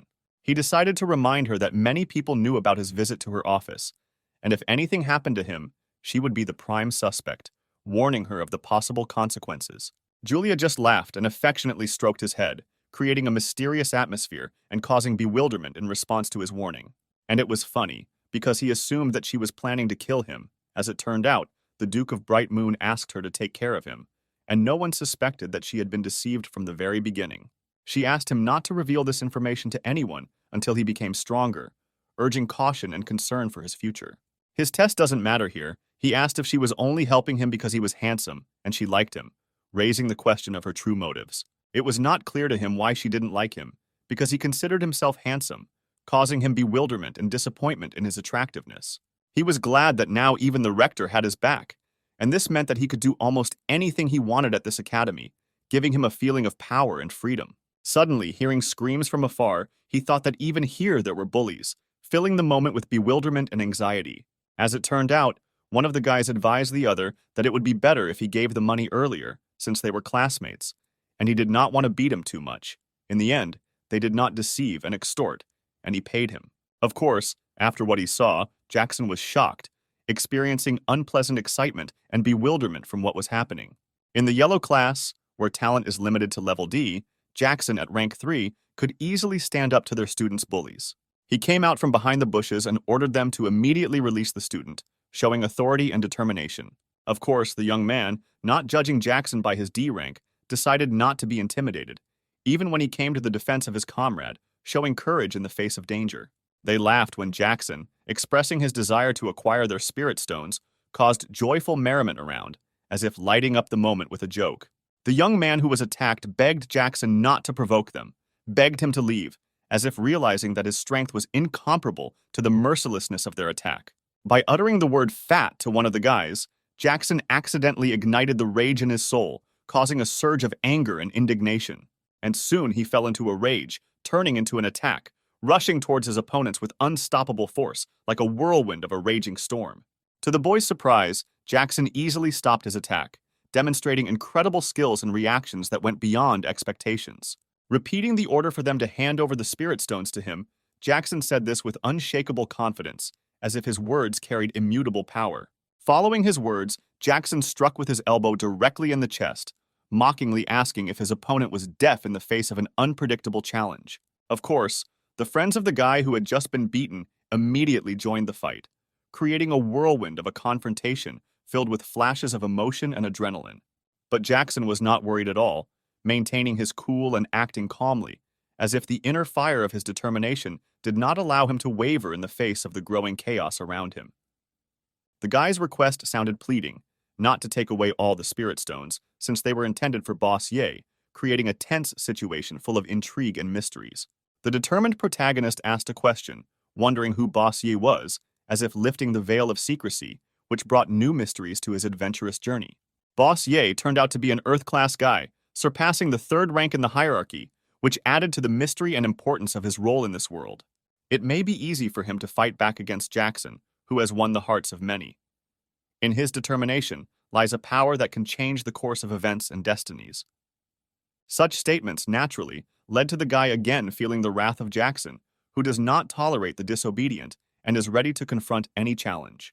Overly confident in himself, the protagonist decided to call out his boss, uttering words that could lead to the inevitable retribution overtaking him. Even if he uses them to pay off his debts, the remaining portion should still have considerable value, carrying with it the mystery of stories and views. Now he was faced with a new challenge. He had no idea how to best take advantage of these resources in front of him. For Jackson, a course in military tactics became a real challenge because it seemed to him that time slowed down, making the lesson extremely boring and monotonous. The guy next to him, on the contrary, felt admiration for the lessons of military tactics, because for the yellow class, such classes were a real rarity, enlivening the ordinariness of the educational process. Jackson noticed that the guy was looking at him strangely, clearly trying to start a conversation, as if an unknown secret was flickering in his eyes, ready to be revealed. The guy turned to Jackson with a request to teach him the art of taking spirit stones, seeking to master knowledge that could give him strength and wisdom. The main character agreed to teach the guy, but in exchange he demanded that he share the secret of how to properly use spirit stones. This is a little difficult. You need to hold the stones between your palms and try to cultivate, as if releasing a stream of energy from them to reveal their secret capabilities. The main character will have to find a suitable place where he can safely try to cultivate stones, revealing their potential in harmony with the environment. The guy reminded him that Jackson had never taught him how to overcome his arrogance, caused by a proud disposition that required special attention and understanding. Jackson explained that the first thing is to be attractive enough, then to use your beauty to win Alice's heart, and finally to give the Duke of Bright Moon a reason to become his father-in-law.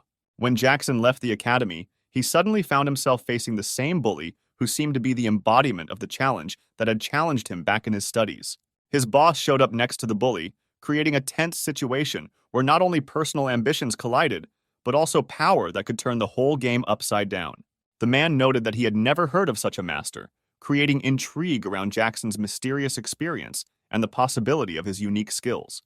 In response, Jackson noted that he had heard of him, adding that, in his opinion, this master was only one class above his own skills. Of course, he flared with rage when he heard that he considered him just one class lower, and tried to hide his disappointment by accepting the challenge with dignity. Since they were both rank 3, he had no choice but to accept defeat. Jackson resolutely refused to reveal the full extent of his power, maintaining a secret. The main character comes up with a brilliant idea that reveals a new way to resolve the conflict and possibly changes the outcome of events in his favor. Jackson claimed to be able to defeat him with just a sentence, creating curiosity and preparing for the moment of truth. The boss confidently stated that Jackson could talk as much as he wanted, but if after that he could even move, he would face a crushing defeat, reaching almost half to death. Then he shouted that someone was trying to kill him, and those who appreciated and loved him immediately came to the rescue, expressing their readiness to protect and support him in difficult times. Then he remembered the girl about their agreement, which became a guarantee of fidelity and mutual support, as if resurrecting the moments when they promised to be there for each other in the most difficult situations. Of course, the man, after making a meaningful statement, laughed in response, appreciating the resourcefulness and unexpected development of events in his favor. But to everyone's surprise, the boss felt a sharp pain, as if a secret power, long hidden in the shadows, began to manifest itself with incredible force. As it turned out, he was attacked with a whip directly from behind, revealing an unforeseen source of pain that instantly interrupted his moment of victory. And then they attacked again, but not from behind, creating chaos and an unexpected turn in the battle that forced everyone to reconsider their plans. Everyone present could not understand what had happened, because it was too unexpected and mysterious, creating an atmosphere of uncertainty and anxiety around themselves. Strangely enough, it turns out that Charlotte was behind the attack, adding a new element of mystery and intrigue to the plot that remained unresolved. And yet Jackson was right, because with one sentence, he attracted 3 beauties, placing pieces on a chessboard of struggle for power and attention. Charlotte simply asked how he was not ashamed to call for help, raising the issue of pride and values that could be jeopardized by his actions. He admitted that, planning to use hidden weapons to attack, they anticipated his intentions and arrived early, disrupting his plans and adding a new dynamic to the conflict. The girl explained that she was forced, and in a normal situation, she would never have supported him, revealing the complexities and external influences behind her decision. The teacher rushed over when he heard the noise and asked what was going on, introducing an element of unpredictability and suspense into the plot. Grace announced that this was a discipline teacher known to dislike students who create disturbances, adding an element of tension and possible consequences. The bully immediately ran to the teacher with a request to restore justice, introducing a new turn of events and raising the issue of punishment and the concept of justice in their world. He began to explain that a freshman in the yellow class, Jackson, was taking aggressive actions against others, causing concern and questioning his behavior. The main character began to explain that there were many witnesses who could confirm that he was not the first to start the aggression, introducing new aspects and evidence into the investigation. Here, abruptly and unexpectedly for everyone, the girl announced that it was she who beat Jackson, introducing a twist in the plot that turned the idea of the causes of the conflict upside down. All the guys around were annoyed that the 3 beauties were showing interest in Jackson, creating an atmosphere of jealousy and competition in the world of student relationships. The teacher asked the bully whether Deborah had actually attacked Jackson, introducing an element of doubt and emphasizing the importance of accurately understanding what was happening. He began to say that Jackson was the first to provoke the conflict, after which the three girls attacked the boss, highlighting a different perspective on the situation and raising questions about the roots of the conflict. The main character began to say that every woman is obliged to protect a handsome man, and of course, they will protect him. If someone doesn't like it, they should contact the rector, emphasizing their position and readiness to defend their beliefs. The teacher somehow decided that the bully was to blame and hit him hard, creating a shocking turn of events and raising questions about the fairness of the teacher's actions. Of course, Jackson did not expect such a development of events and was slightly in shock, encountering unexpected violence from a teacher for the first time. He began to explain that Deborah was one of the few rank 5 experts in their academy, and if she beat someone, then it was undoubtedly not her fault, bringing a new aspect to the situation and raising doubts about the teacher's approach. If the bully had also reached rank 5, his treatment would be favorable, in accordance with the rules of Bright Moon Academy, where strength is considered a virtue. If you break the rules, you must be punished. 800 laps around the field, highlighting the strictness and uncompromising nature of discipline at their academy. When the teacher finished, he declared that everyone could return to their activities, creating relief from a tense moment and returning balance to their routine.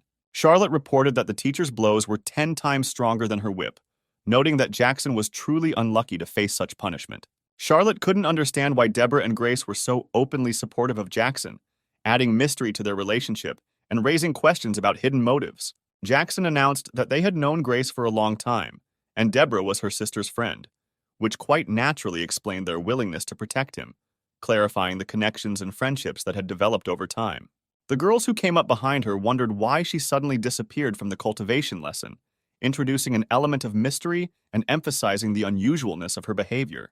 They said that if it weren't for Deborah's father, she might have turned out to be even worse than trash, introducing into the conversation a hint of complexity and difficulty in her life.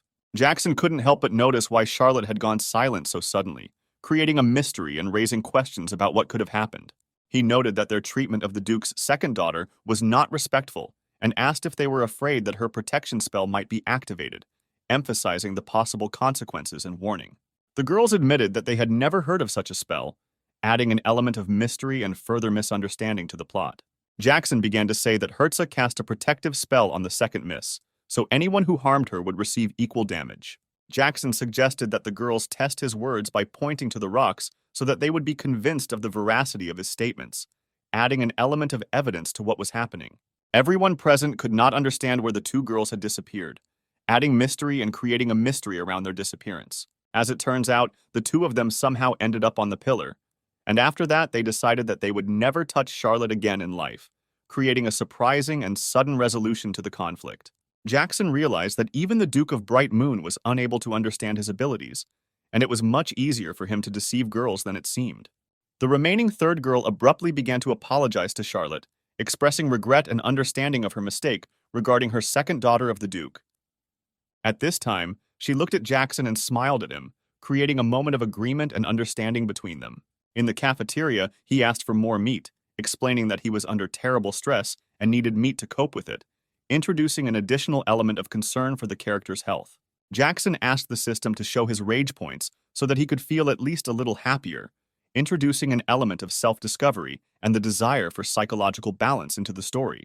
Jackson, disappointed with the lottery, decided to at least try to use the Spirit Stone, introducing an element of mysticism and a possible turn of events. The main character began to do exactly as the guy who took up the use of the Spirit Stone told him, describing the process and adding intrigue to the character's actions. But when he didn't succeed at all, he became furious and couldn't understand why nothing was happening, introducing an element of frustration and tension into the plot. The program began to explain that cultivation methods are different, and cultivating the Nirvana Phoenix Sutra requires being beaten, adding an unexpected aspect to the world of magic and training. And just at this moment, Charlotte approached the guy, offered her support, or commented on the current situation, adding even more interest to the scene. And then she completely announced that she would treat him and decided to talk and find out everything. Charlotte breathlessly asked Jackson if he could try eating more slowly, as if time had slowed down, waiting for an answer that hung in the air. The girl shook her head with displeasure, seeing how the guy was eating. Her expression indicated that his manner of eating caused her slight irritation. The girl, with a somewhat embarrassed smile, admitted that she was a little ashamed to express this, but she sincerely thanked the guy for his help today. In the shadow of the sparkling genius of her sister Alice, the girl felt the shadow of comparisons that were always made with her, and therefore they laughed at her merrily, as at children's jokes. Speechless before the laughter, she is powerless to respond, because deep down, she truly feels less gifted compared to her brilliant sister, and words are lost. Jackson, feeling her pain, said that it was probably difficult for her and asked her to relax, reminding her that now they were together and would laugh at him, because he was worse than her. Besides that, everyone has their own strengths, and perhaps her true advantage is not cultivation, which adds variety to their relationship. Charlotte was curious to find out what her own strength was. It was at this point that she began to understand that everyone carries something unique and valuable within them. The guy was noticeably embarrassed because he had known her only for a short time, and it was inconvenient for him to immediately highlight all her strengths, like a puzzle that was just beginning to take shape.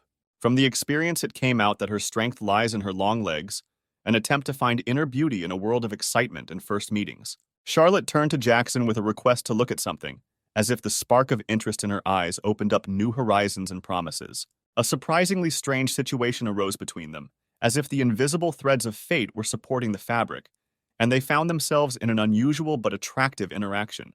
Jackson was delighted, collecting a lot of rage points, and decided that he should include the girl in his adventures more often, as if she had become an integral part of him. Liam, the same man who extorted money from the guy, asked how his debt was going. The main character admitted that he had no money and asked to take spirit stones as payment, as if offering something more valuable and mysterious in exchange for material things. The man, frankly nervous, understood that the head of the sect was trying to take his life, and not just take the money, as if a dark whirlwind of fate was rising around him. The man reported that he had paid the principal but not the interest, realizing that he would now have to pay with his life for the unpaid interest, like a dark debt with deadly consequences. A few seconds later, thoughts burst into the man's head, like a swarm of questions and doubts flying at him, creating internal noise and disorder. It turned out that it was Charlotte, who, realizing what she had done, asked if this would be enough to pay off the debt in the form of interest, as if she were trying to restore the balance. The man asked Charlotte why she didn't ask why Jackson owed money, as if trying to uncover secrets that could change the picture of what was happening. The man handed Jackson some piece of paper, as if trying to reveal a new chapter of this complicated story in the ink handwriting of mysterious events. Having received the piece of paper from the man, Jackson instantly tore it up, as if trying to avoid revealing a secret that could affect his fate. Jackson's action, instantly tearing the paper, aroused the man's wariness, for grinding paper into dust is not an ordinary art. Now he had to report this to the head of the sect. But the main character abruptly stopped him and asked who said that he was allowed to leave, as if creating an atmosphere of mystery and unknown threats around himself. The guy defiantly collapsed to the floor and began screaming, accusing the Plum Blossom sect of attempting to rob the academy, as if trying to draw attention to the intriguing scene. The man, naturally, immediately became alarmed, because all these words seemed to be a lie in his opinion, as if a fog had covered the true incident. Of course, the discipline teacher immediately came running to them, the embodiment of order and responsibility, ready to restore peace to chaos. Jackson began to complain to the teacher, claiming that the man had stolen the stones from him, as if trying to use the power of authority to restore justice. Liam immediately began to apologize to the teacher, claiming that it was all a misunderstanding, trying to diffuse the tension and avoid unpleasant consequences. Charlotte also got into the game, supporting Jackson, creating a united front in defense of her interests and truthfulness. Of course, the man in such a situation immediately became alarmed, because he did not know what to do, as if he was at a dead end in front of an unpredictable situation. And then he finally realized who was behind the attempt to frame him, and with a threat in his voice, he promised the guy that his days were numbered. Well, of course, the teacher did not allow him to carry out the threat, and in response he instantly collapsed to the floor, as if under the influence of an invisible force of discipline. Jackson told him to be grateful for this lesson, and strongly suggested that it was time to stop robbing others, as if emphasizing the importance of self-discovery and change in one's life. When a man became too aggressive, the teacher was ready to intervene, like a law enforcement officer, ready to prevent possible violence and maintain calm. The teacher, nevertheless, decided to calm the situation and began to act like an experienced mediator, trying to restore balance and lead to calm. Then an explosion sounded around the man, as if a whirlwind of unexpected events swirled around him, leaving mysterious traces and questions in the air. Also, in addition to all of the above, the man had some problems with his legs, as if misfortune had overtaken him from all sides at once, creating a dark cloud of adversity. The teacher stated that he did not care what the Plum Blossom sect was doing outside, but emphasized that bullying his students was absolutely unacceptable, as if asserting his defense in the face of lawlessness. Of course, the main character was happy, because now he didn't even have to strain. The teacher took over the protection, like a savior who came at a difficult moment. The teacher picked up some secret technique and began to use it, as if opening the gate to unknown methods of restoring order and control. Then the bags of stones began to rise in their own way, as if embodying a mysterious power and influence that no one had previously known about. He asked the main character if the man had stolen anything except spirit stones and money, as if hoping for an honest answer in a situation full of mysteries. After the man objected, the teacher asked if he needed to use physical force again, as if to emphasize that the decision lay in the hands of the interlocutor.